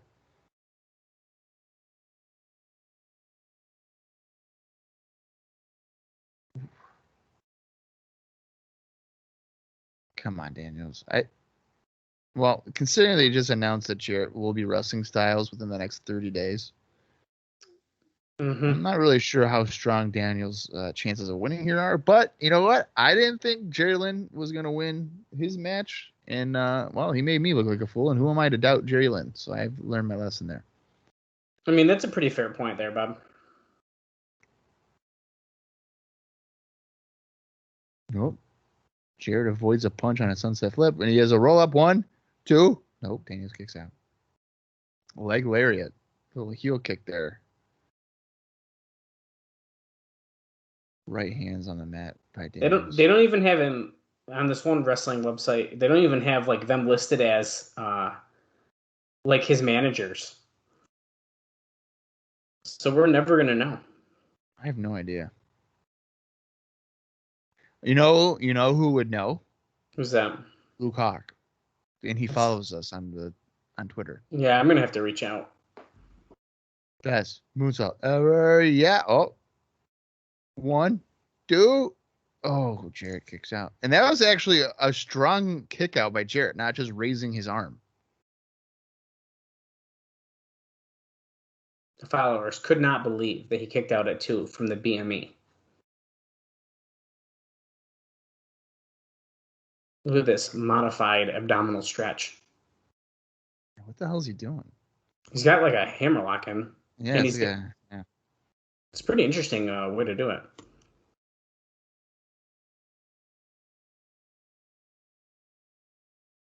I must admit, I mean, I don't want to say I'm bored by this, but I'm kind of bored. Just like this match? Yeah, by this match. I don't really see Daniels like getting elevated from this. Well, once you announce that Jarrett's going to be fighting Styles soon, it kind of kills the excitement for this. Yeah. I feel like maybe save that announcement for after this match. Like he wins it, and then it's like, you know what, you've earned. Because like, didn't he win War Games or Bloody Wednesday match? Yeah, yeah. So, I mean, all that would kind of make sense. Is that Lollipop walking ringside for some reason? Yeah. Oh, pops Daniels up, down with a gutbuster. Drop kick. That was a nice drop kick. Yeah, so Jarrett does have a pretty nice drop kick. Now Lollipop's walking back. She grabbed some gear, it looks like. Yeah. Someone whispered in her ear, "Hey, can you go pick up that fucking gear?" And she's like, "Okay." And she sucks on her laptop. 1, 2, crossbar. Okay, you and those noises. Oh, roll through. 1, 2. Oh, Daniels almost won on a roll through on a crossbody, but he didn't win. Jawbreaker. No. Jarrett blocked a step-up kick. He's going for the figure 4. Ain't that great? You know he's not. Inside cradle. 1, 2. Rolls over. 2 count. How come Christopher Daniels ain't wrestling on AEW anymore? He's too sad because him and Kazarian are no longer on your team.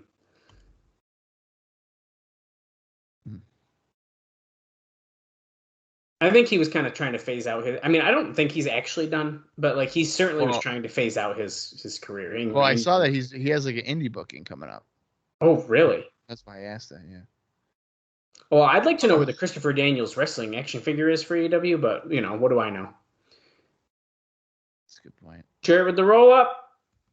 All the followers are pissed. Oh, wow. Okay, so Jarrett kicked one of the followers into the ropes, which crotched Daniels. He fell over off the top rope, and then Jarrett went with an inside cradle. Well, I mean, the finish protects Daniels, that's for sure. He didn't take any. Which is good. Yeah, that's fine. Oh, he's pissed, though.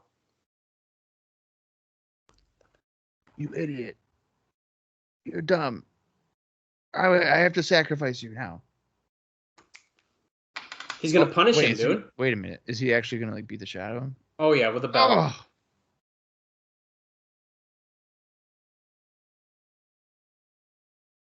Oh.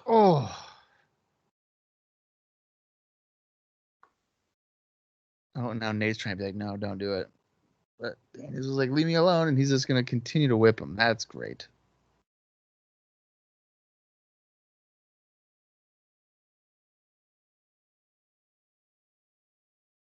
What the hell? Okay. Well, Daniels is a bizarre cult leader guy, so. I don't know, dude. I dig it. I think it's pretty cool. I don't hate it. I just hope that this doesn't mean he's like shoved down the cart. Oh, now we're with American Dream, baby. I agree with what you just said, though. Yeah, I agree with that.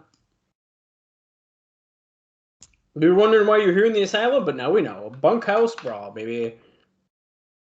A bunkhouse brawl, baby. It's about respect.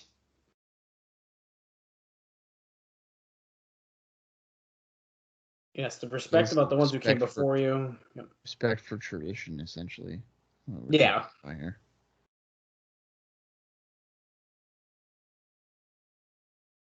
Standing up on your haunches. You're on two legs there, baby.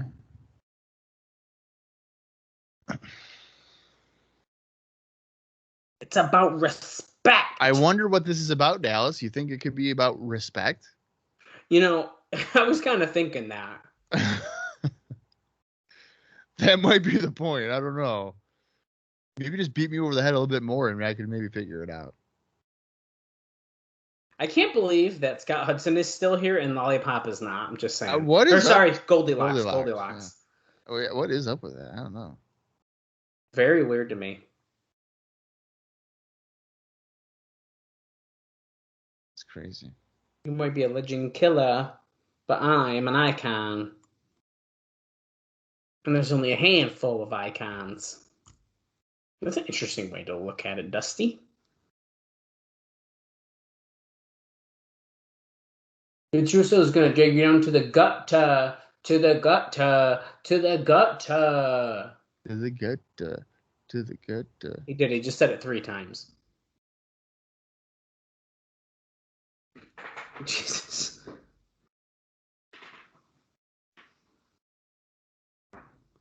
Hudson's got a look of like, I don't know what you're talking about, Dusty, but it's fun. I might even have me a beer while I'm out there. Tag Team Championships. Well, this is weird because Swinger is not even here to defend the title. Yeah, I mean, I guess it's the Freebird rule, I guess, right? Yeah. 3 Live Crew won that 4-way top contenders match. Watts gets Gilberti involved with the 6-man tag. That's how he's here, man. I like how they're trying to make it seem like it's a big deal that Gilberti is involved. I think it's funny that they're like, oh, yeah, the tag team champions, but clearly Johnny Swinger's not there. It's almost like they're like David Young. They're just sliding him in and pretending that Swinger was never champion. Yeah, it's David Young. Or what if David Young missed his cue earlier and he was out on it, and then Johnny Swinger said, "Fuck, I ain't going out there," and they screw that. I'll just stay back here, guys. I'm not champion anymore. But you said he signed a contract, right? Yeah, apparently.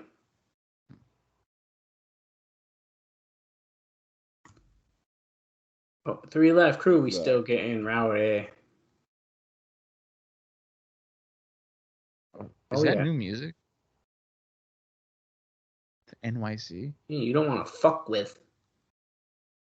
Come on. Oh, it's Glenn first. Oh, okay. Glenn, Simon Diamond, and David Young. David Young looks to be in better shape than when he left, I feel like. Gilberti is wearing very weird. He's definitely looks in better shape.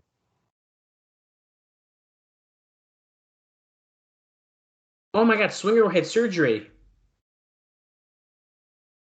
An I don't know what he said. Epidemony? Something like that. His appendix. Yeah. Thank you, Bob. Hey, I had an appendix scare. I almost had to get surgery. Oh, you really did? They were like, okay, we're going to do this blood work, and you might be going to the ER tonight. And I was like, I really fucking hope not. And I didn't, so we were good. Yeah. The Master of the Spinebuster is back. That's right. You guys heard it. It's right here. So essentially, they subbed David Young, although he does not have the tag belt with him. I think that's really important to know. Well, I wonder. So it makes me wonder, how long is Swinger going to be out for? Enough that they're probably about to lose the titles, if I had to take a guess. It's got to be like a month or at least a month or 2. Minimum. You want to interrupt because we were doing a jam session. Oh, you want to come in here and bust it out, but not the way that you're used to busting it out with Simon Diamond. Wow, that was.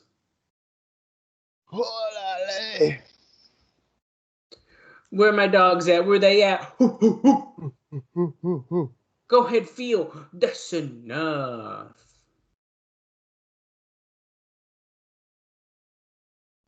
They're all about the fun and games, Don. Thanks, Don. Was 3 Life Crew.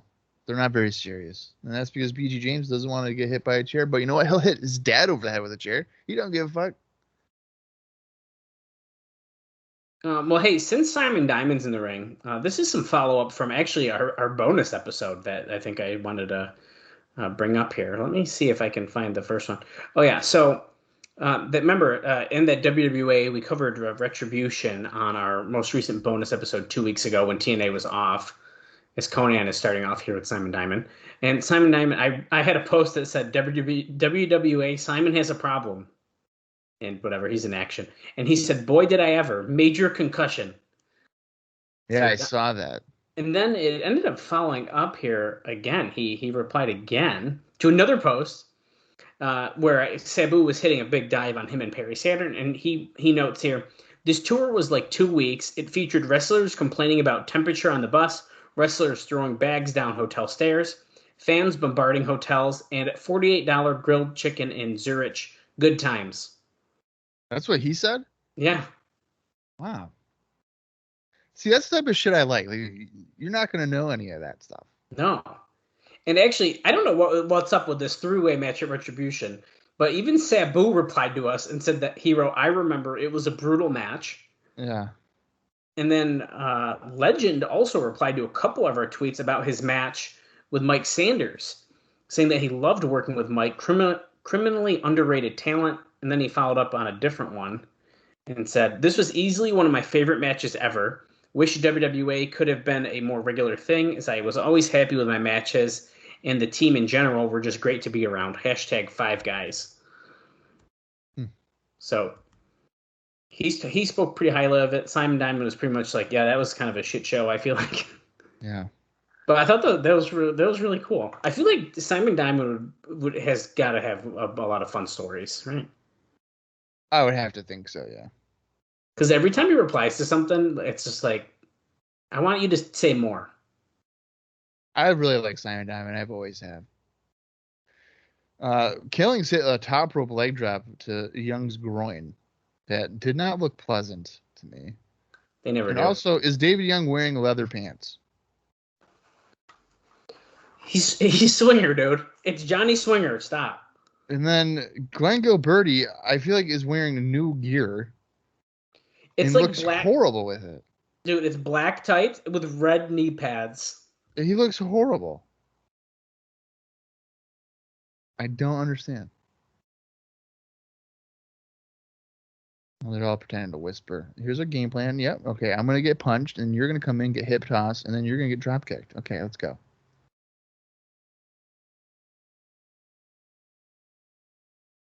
Gilberti and Ron involved.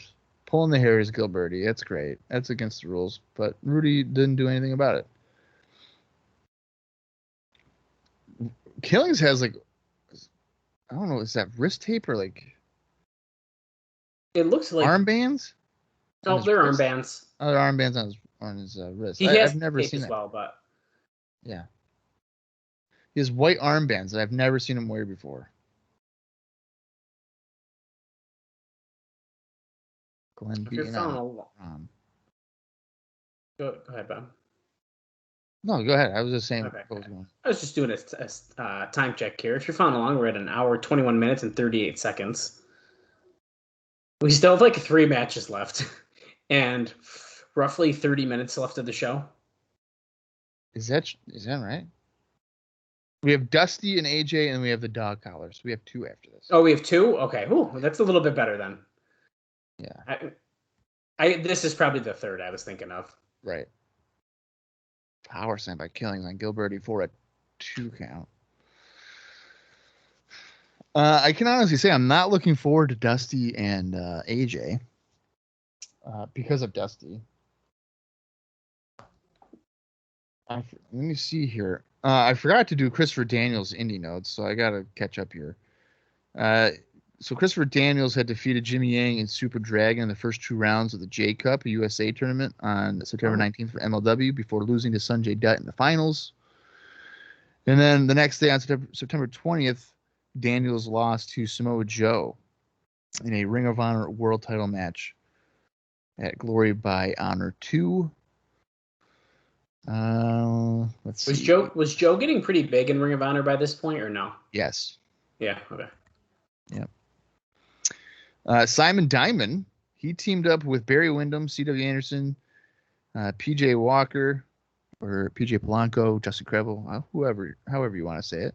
He's hitting the Simon series here on Killings, and look at that.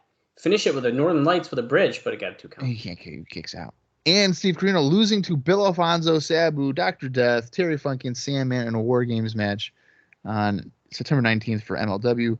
Conan, he teamed up with Norman Smiley to defeat Chaz and Julio De Niro on September 12th for MXPW. And then on September 20th, Conan teamed up with Chaos to defeat Baby Slim and Damien 666 for Rev Pro. And that is all that there is for right now. Nice. Yeah, thanks for reminding me to do the indie notes on Christopher Daniels, piece of shit. I didn't know who you had, so I just assumed Yeah, that well, he didn't do you anything. should just figure that Daniels is probably going to be in the mix here. But... Hey, Bob, can you tell us what Rudy Charles has been up to since last week? Get any notes on that? No, I don't, Dallas. Okay, there's not like a referee cage match. But you know what? Probably should be. Sounds like a great idea. So maybe I'll do it. Could you imagine if people are like, I want to know what Earl Hebner refereed on October 1st. Axe kick. Scissors kick by Killings onto Gilberti. It's an axe kick. Actually, speaking of the axe kick, scissor kick thing, and I don't know anything, and Bob thinks he knows everything, and whatever else that happens. I just want to claim victory about something real quick. Recently, on Twitter, one of our loyal listeners, Jordan, he essentially talked Bob into renumbering his website with the TNA pay-per-views. So I'm just saying I won. No, you in that sentence you basically said that Jordan won. Well, I started the trend, so Jordan helped. No, Jordan won. Now here's the thing. I fixed the. You fixed the beginning part. What are you talking about? So I think you're good up until the 1 cent pay-per-view, which does not count as an NWA. I fixed all of it, Dallas. You did. Go ahead, check right now, live on the air. I fucking fixed it all, you motherfucker. Oh. Now, I did not change. I didn't change the numbering of the actual posts. So if you click on the link, I don't think that the numbers are going to correlate. But you know what? I just don't have the patience to go through 110 episodes. I just don't understand when people offer to help you and then you don't want them to help you. When have you ever offered to help me? I told you I would renumber them, Bob. No, you didn't. Yes, I did. Because if I had known that, I would have been like, cool, fuck yeah, bye, do it. Oh, Diamond accidentally super kicks David Young as BG James slipped from his grasp. I think these motherfuckers are going to win the tag titles. So do I. The crowd a lot of them are standing up, dude. They're pretty hype. They've got their hit single, and now they're going to win the missile dropkick by Killings on Diamond. This is ridiculous. Oh, look at that. Bob did, in fact, take off. See? Simon Diamond gets clotheslined to the floor. Let's see if I click. Oh, no, look at this, Bob. If I click pay-per-view number 63, which is the show we are watching right now, it is correct in its thing. Oh, well, then there you go, then. Truth went airborne, hit Diamond on the outside. So that means that when I was numbering them on the titles, I was not counting the cent pay-per-view. Or did it just fix itself?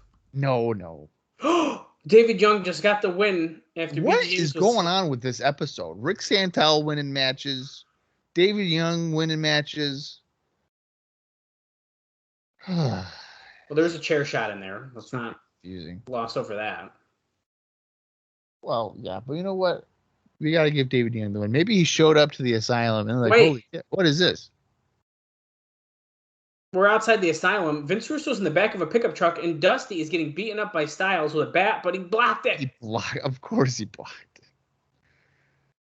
I love how Vince is in the back of the truck, in the bed of the truck. Is this the start of the match? It is. Oh, wow. Starting outside.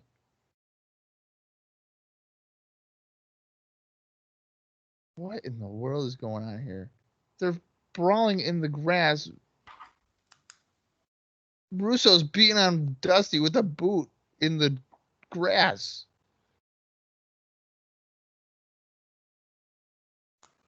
Wow, this is brutal. Oh, Dusty getting that cheap shot in.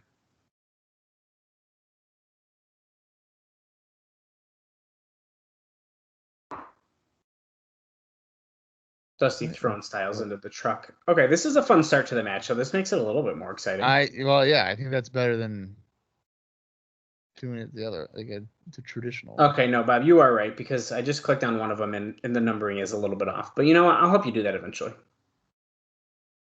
Fantastic. I can't wait. It's got to be around the time of the 1 cent pay-per-view that they're wrong then. No, nope, it's earlier, because remember number 12, the X-Division special, I don't think you had originally on there, if I'm not mistaken. Or you did. Is that counted as one? So then... Yes, it is. Because I closed it now. I think I clicked on pay-per-view 21, and it said it was 20 when I opened it. Another bitch. Well, we've just entered the Asylum. Scott Hudson's off the mic now. He said, I'm going to send it back to you guys. Vince Russo is now wearing Dusty Rhodes' bandana that fell off of his head, by the way. I'm depressed. It's okay. Hey, you want... Because you know what? Because now it's in my head, and now tonight, after we're done recording, I'm probably going to end up fucking doing it. Don't do it tonight. This is what happens to me, Dallas. It's not even your fault. But when somebody puts something in my mind that I have to fix, it's like, motherfucker, I got to go fix it. I hate that. I do that when I lose something. So if I can't find something, I'm like, yo, I need to find it now. Yeah, dude. If I can't find my wallet, maybe it's not even an urgent need, but if I need it for tomorrow and I can't find it, I'm not stopping till I find the damn thing. Oh, I do shit even more random than that. I'm like, where's that thing I haven't seen in 3 years? I need to find it now to know I still have it. That's great. Dusty took his boot off and he just drove it into Styles' head.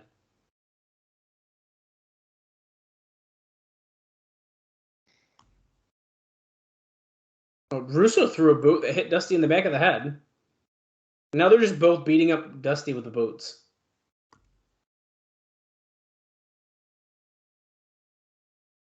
Styles sliding in. He took off his belt on the way in, choking Dusty with it now. I'm glad this hasn't been a match. It's just a messy brawl of sorts. I think it was a smart move. That's what Dusty should be working at this point. I mean, arguably, that's what he always worked. Oh, there you go. Before I fucking forget, AJ Styles indie notes here. He lost to Colt Cabana in a 4-way involving Chris Sabin and Matt Striker on September 20th for Ring of Honor. Oh no, Dusty's pulling out AJ Styles' butt. What is he doing? He's gonna... Oh! Damn, oh my God! Oh my God! Had Dusty fucking spank your NWA World Champion bare ass. You should have done that to Russo, dude. Because Styles was like, "I want him to kiss my ass," and then Dusty broke out of Russo's grasp and he bionic elbowed him. And here comes Jarrett, and then Dusty bent him over his knee and spanked his bare ass. He pulled his underwear down. Oh, is that Trinity? No. Yep. Oh, God bless America. Take off her underwear, too, just like you did to AJ. Oh, my God. What could go wrong? Do it. Dusty, do it. Pull it down. You son of a bitch, do it. Oh, he wanted to so bad, you could tell. God bless America. Wait, they're playing Dusty's music. Is that the So that wasn't even so it's over. Nothing happened. There's a draw in a bunkhouse match. I don't know what just happened. Look at this. Jarrett is trying so hard to get that babyface reaction. That's funny. Is Russo going through a midlife crisis with the bandana and everything? Or what? Yeah, I mean, kind of. All right, Jarrett. He's coming across desperate. All right, you know what? Before the main event here, I'll do the indie notes just to get out of the way. So CM Punk, he lost to Vampiro on September 19th for MLW. Oh, wow. And then he lost to Terry Funk by DQ on September 20th for Ring of Honor. Wait. Next week, part 2 of the Piper interview.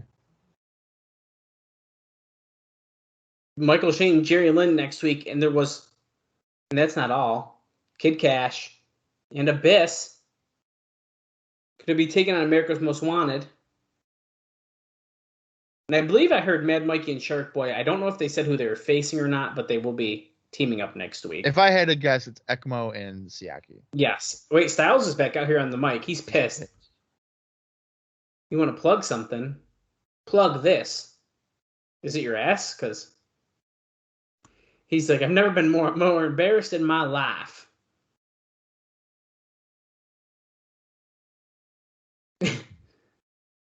Dusty, maybe you're into spanking grown men's butts, but I'm not cool with that.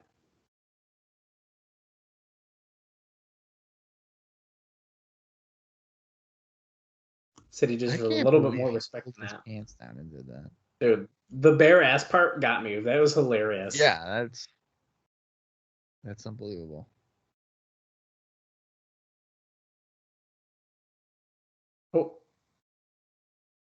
Oh, that's a Triple H shot. Mm-hmm. Marion the Boss daughter. He's going to invite him to the House of Styles. I know you haven't had a match in like 60 years.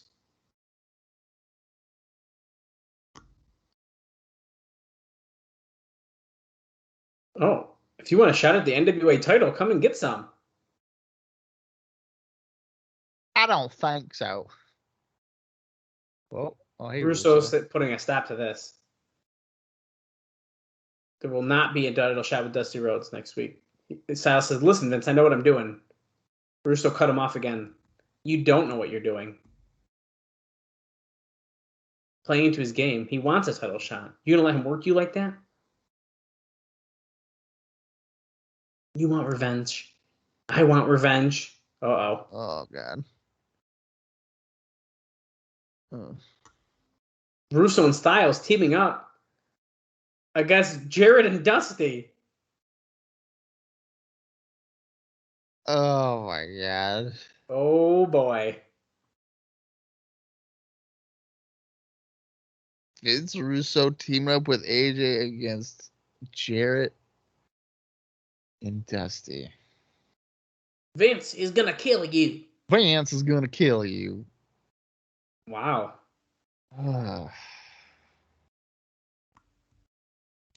Look at the kid with the Vampiro mask. Yeah, what the hell? Is that a Vampiro? It's gotta be, right? Yeah, I think it's like a WCW one. Yeah. Warning, the following footage contains disturbing graphic images. Viewer discretion is advised. I showed the scalping on accident again. Back to the ending notes here real quick. Julio De Niro defeated Dylan Cage on September 13th for DCW.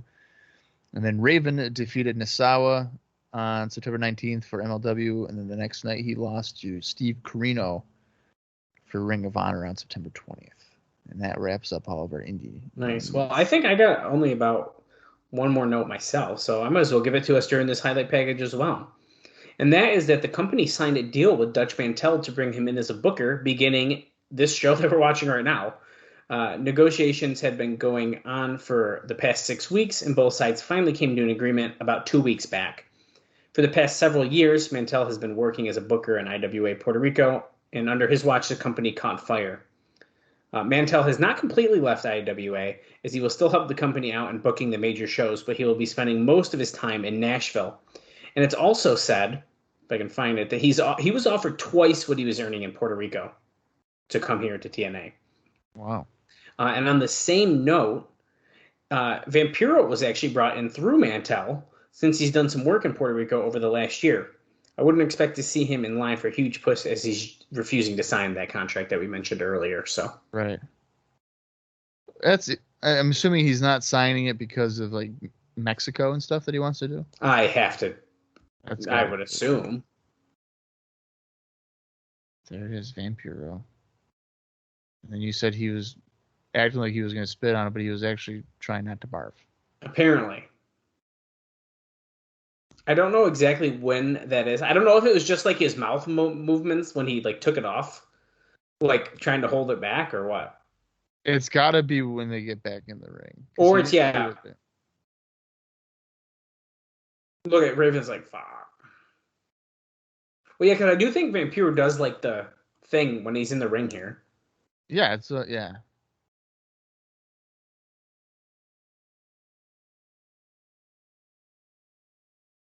Fuck, it's so nasty. That like makes my head hurt.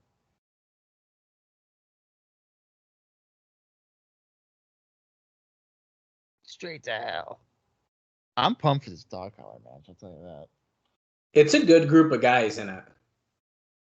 Yeah, it just makes you wonder why they wouldn't like announce it. I think that's something they should have announced for next week's show. I think that they're like super doing they're doing stuff like last minute. I think that's the problem.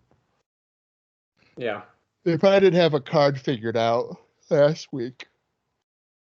Look at Vampiro in his hand. That's funny. Since we're backstage with James Mitchell, a new low. And he's smiling ear to ear. Dude's so happy what he did. So proud of himself. Yes, Vampiro was the final piece of a perfectly executed plan.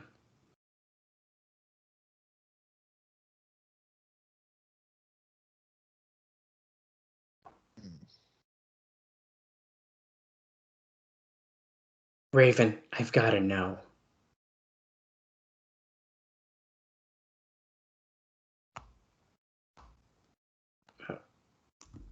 How does it feel to be the first man to be scalped in front of a live audience?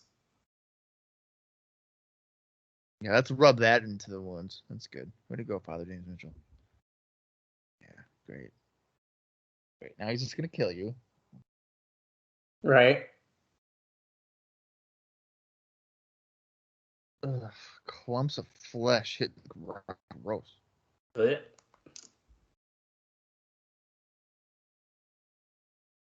Now you finally understand what it means to be disfigured. Now you understand my pain.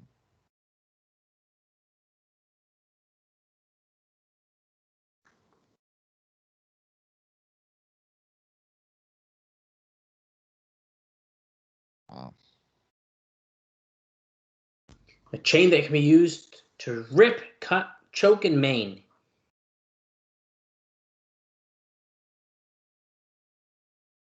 He's guilty of crimes against him that he has not confessed.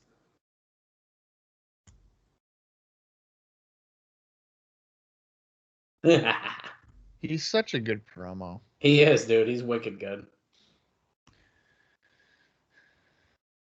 Oh. Let's see. Do you think Shane Douglas is going to barf tonight? It's February. He's got that towel with him. Yeah.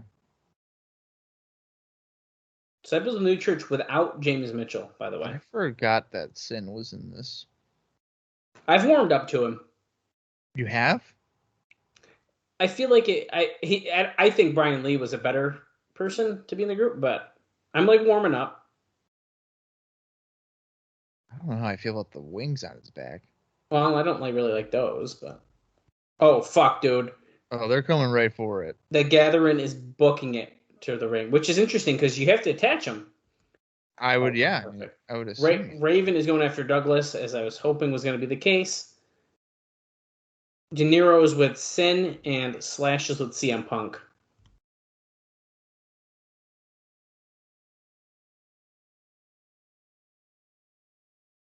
Here we go. Of course, Raven's going to tie himself to Shane Douglas. Why wouldn't he? Oof. Douglas is trapped. What is he going to do? Oh, clothesline. Great. If you were Raven, would you keep the bald look or would you grow your hair back out?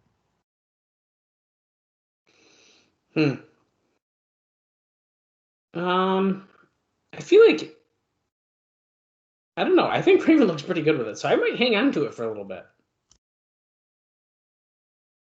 I feel like most people who end up losing hair matches, besides like Kurt Angle, I feel like just grow it back though. Right, and I was gonna say because you can clearly see with Raven, he's not necessarily balding, and his hairline isn't really receding. Yeah, At least not yet. So I would imagine the plan was always to have it kind of grow back. Yeah, I think so. Punk just sent Slash into the ring post a few times, which probably means Slash is going to be bleeding. Oh, well, Douglas is already bleeding. He's bleeding, and Raven is tying the chain around his neck. Raven got a Cobra clutch in. Remember, he was on the phone with some people. That's what like TNA said. To master. Well, it's funny. I watched Unforgiven 2001 recently for the Wrestling 20 Years Ago podcast, and there was a Raven Saturn match, and guess what Raven did in that match? The Cobra clutch? The Cobra clutch. Oh, shit. So,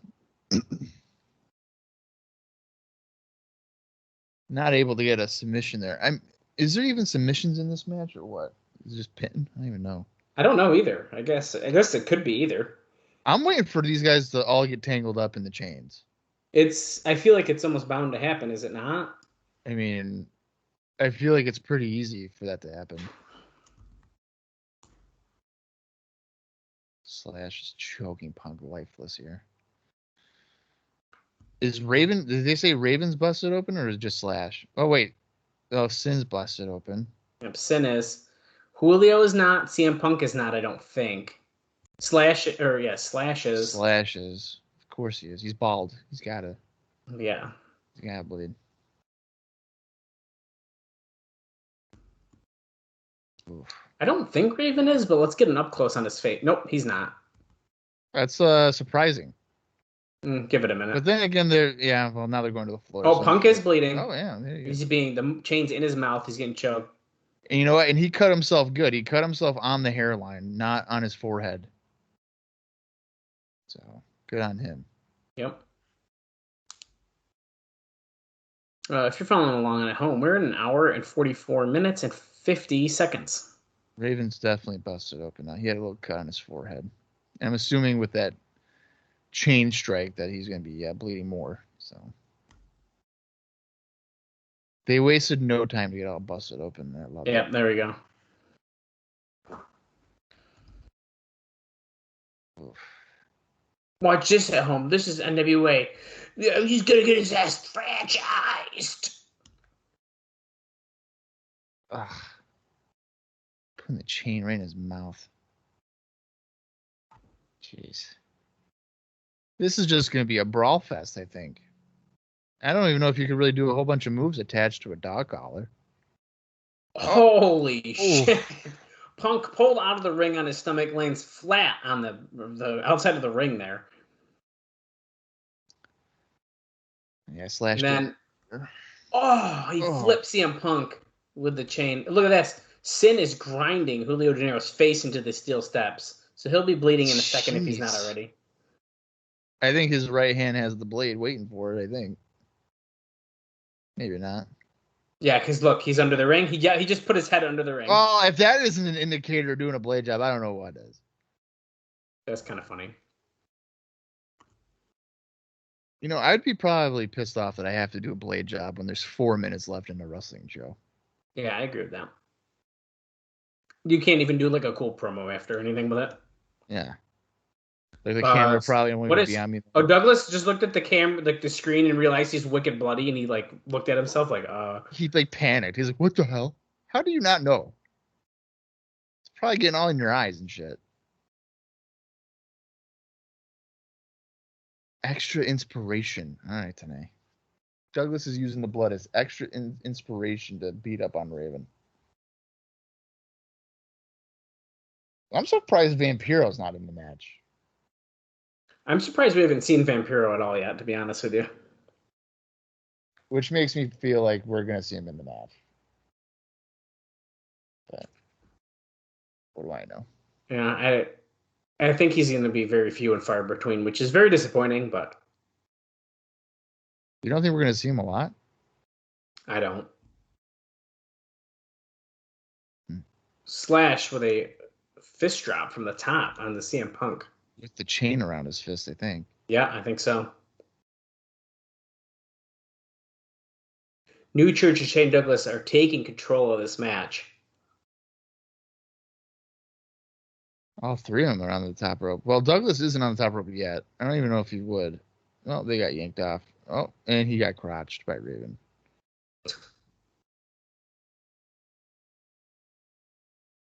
Oh, here's Shane Douglas. Ah! Douglas comes across as a whiner, right? Yeah, but like in a good way. Like a I don't whiny know. heel? Or do you mean Yeah, but like like, whiny like in general? well, like, because like, his promos aren't whiny, but like in the ring, he comes across whiny. Yeah, I get that. It's kind of weird. But I guess, I mean, he's a heel, so I guess you kind of expect that. Look at Raven pulling the chain through Shane Douglas's legs, pulling him back. De Niro and Punk with a bulldog from behind.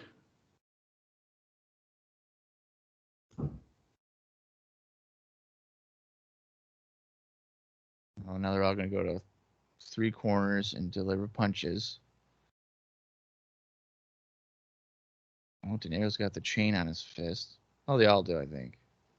Well, not Punk. He's the only one without the chain in his fist. You didn't get the memo. No.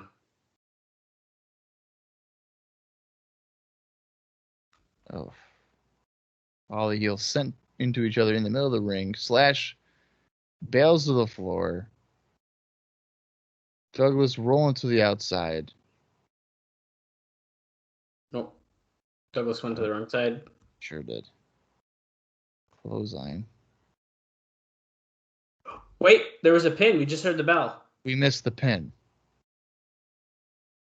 The Gathering and Raven won. It looked like De Niro got the pin on Sin. Yeah, but we don't know how. Oh, fuck. Because Oh, fuck. is that Vampiro. Vampiro's here? The spin kick to Raven. Right to the chest. That's so stupid. They didn't get the fucking finish on camera.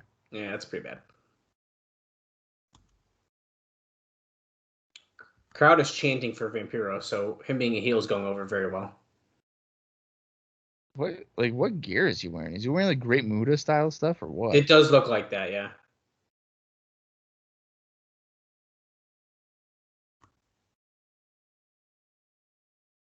Well, the new church is about to leave these guys' lane, it looks like.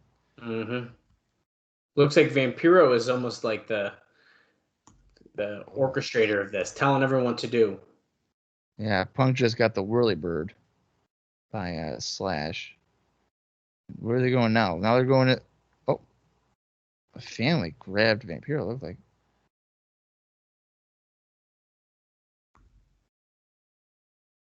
Douglas can't get the dog collar. No, he can't. Mitchell's right there, though. Mitchell do it. So Vampiro's got a hold of Raven now. Landing a couple punches. Oh, boy. Oh, no. Oh, boy. They're throwing up the chain. Are they going to hang him from the fucking balcony? It looks like they're about to try to hang them all. Oh, yeah. Look, they're already pulling Punk up. Oh, man. I don't know how I feel about that. Oh, fuck. Raven's up.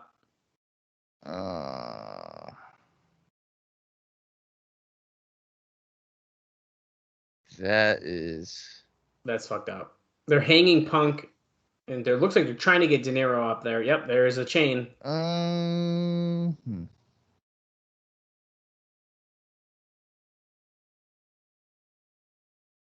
Well, that's an interesting way to end the show. How do you feel about three guys getting hung to end the show?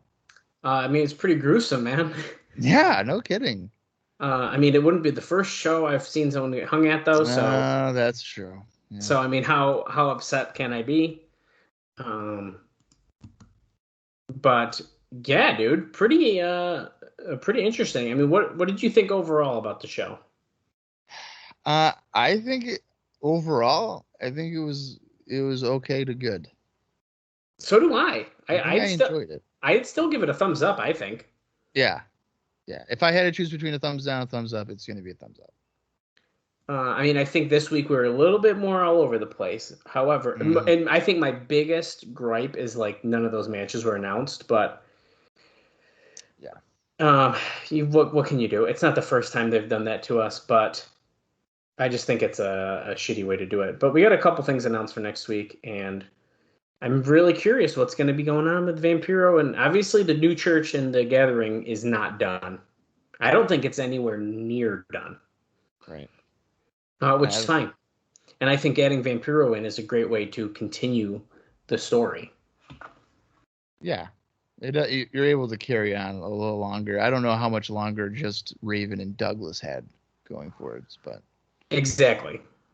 But yeah, I'm curious to see how Vince Russo does teaming up with Styles against Dusty and Jarrett. Just because I'm hoping for a train wreck.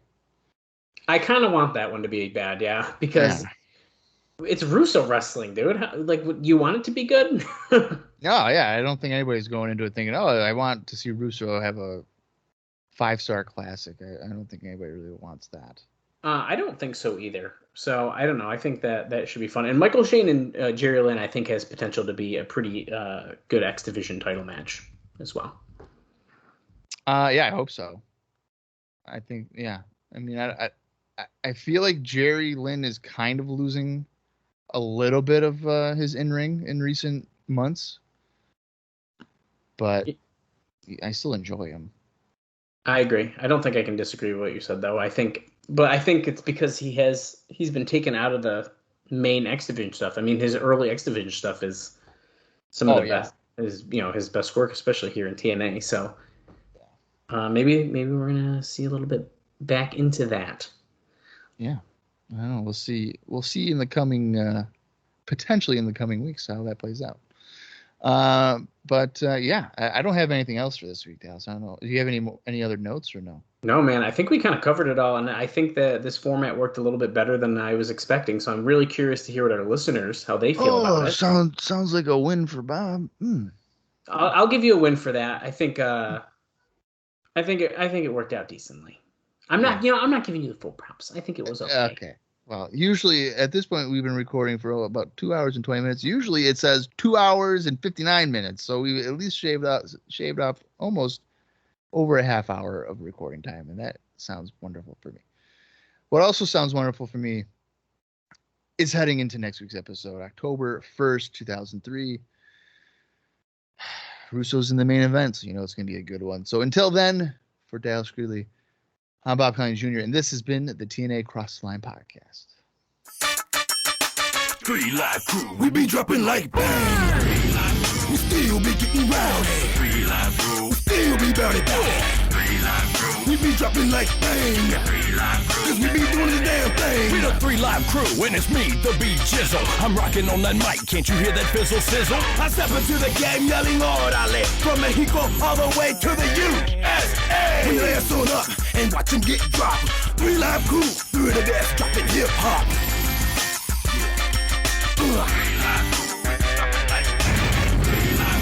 Still be getting rowdy. You still be bout it. We be dropping like bang. Cause we be doing the damn thing. 3LK, TPG, A to Z. I'm running the game like a PIMP. No me importa lo que digan porque te dije, yo sigo siendo el número 1. Órale, rip it up, suntan. Now it's time to bring it. Let me hear y'all sing it while the 3 Live swing it. Swing what? Swing it, boom, that goes bang. Oh, you didn't know? That we be doing the damn thing. Still be getting rowdy. And we still be bout it. And we be dropping like bang. Cause we be doing the damn thing. Still be getting rowdy. Still be bout it. We be dropping like bang. We be doing the damn thing. We be doing rowdy. Bout it. Dropping like bang. Doing the damn thing. We be dropping like bang. We still be getting rowdy. 3 Live Crew, We still be bout it. 3 Live Crew, We be dropping like bang. 3 Live Crew. Cause we be doing the damn thing. 3 Live Crew, and it's me, the B Jizzle. I'm rocking on that mic, can't you hear that fizzle sizzle? No me importa lo que digan porque te dije, yo sigo siendo el número 1. Órale, rip it up, suntan. We lay up and watch them get dropped. 3 Live Crew, through the death, dropping hip hop.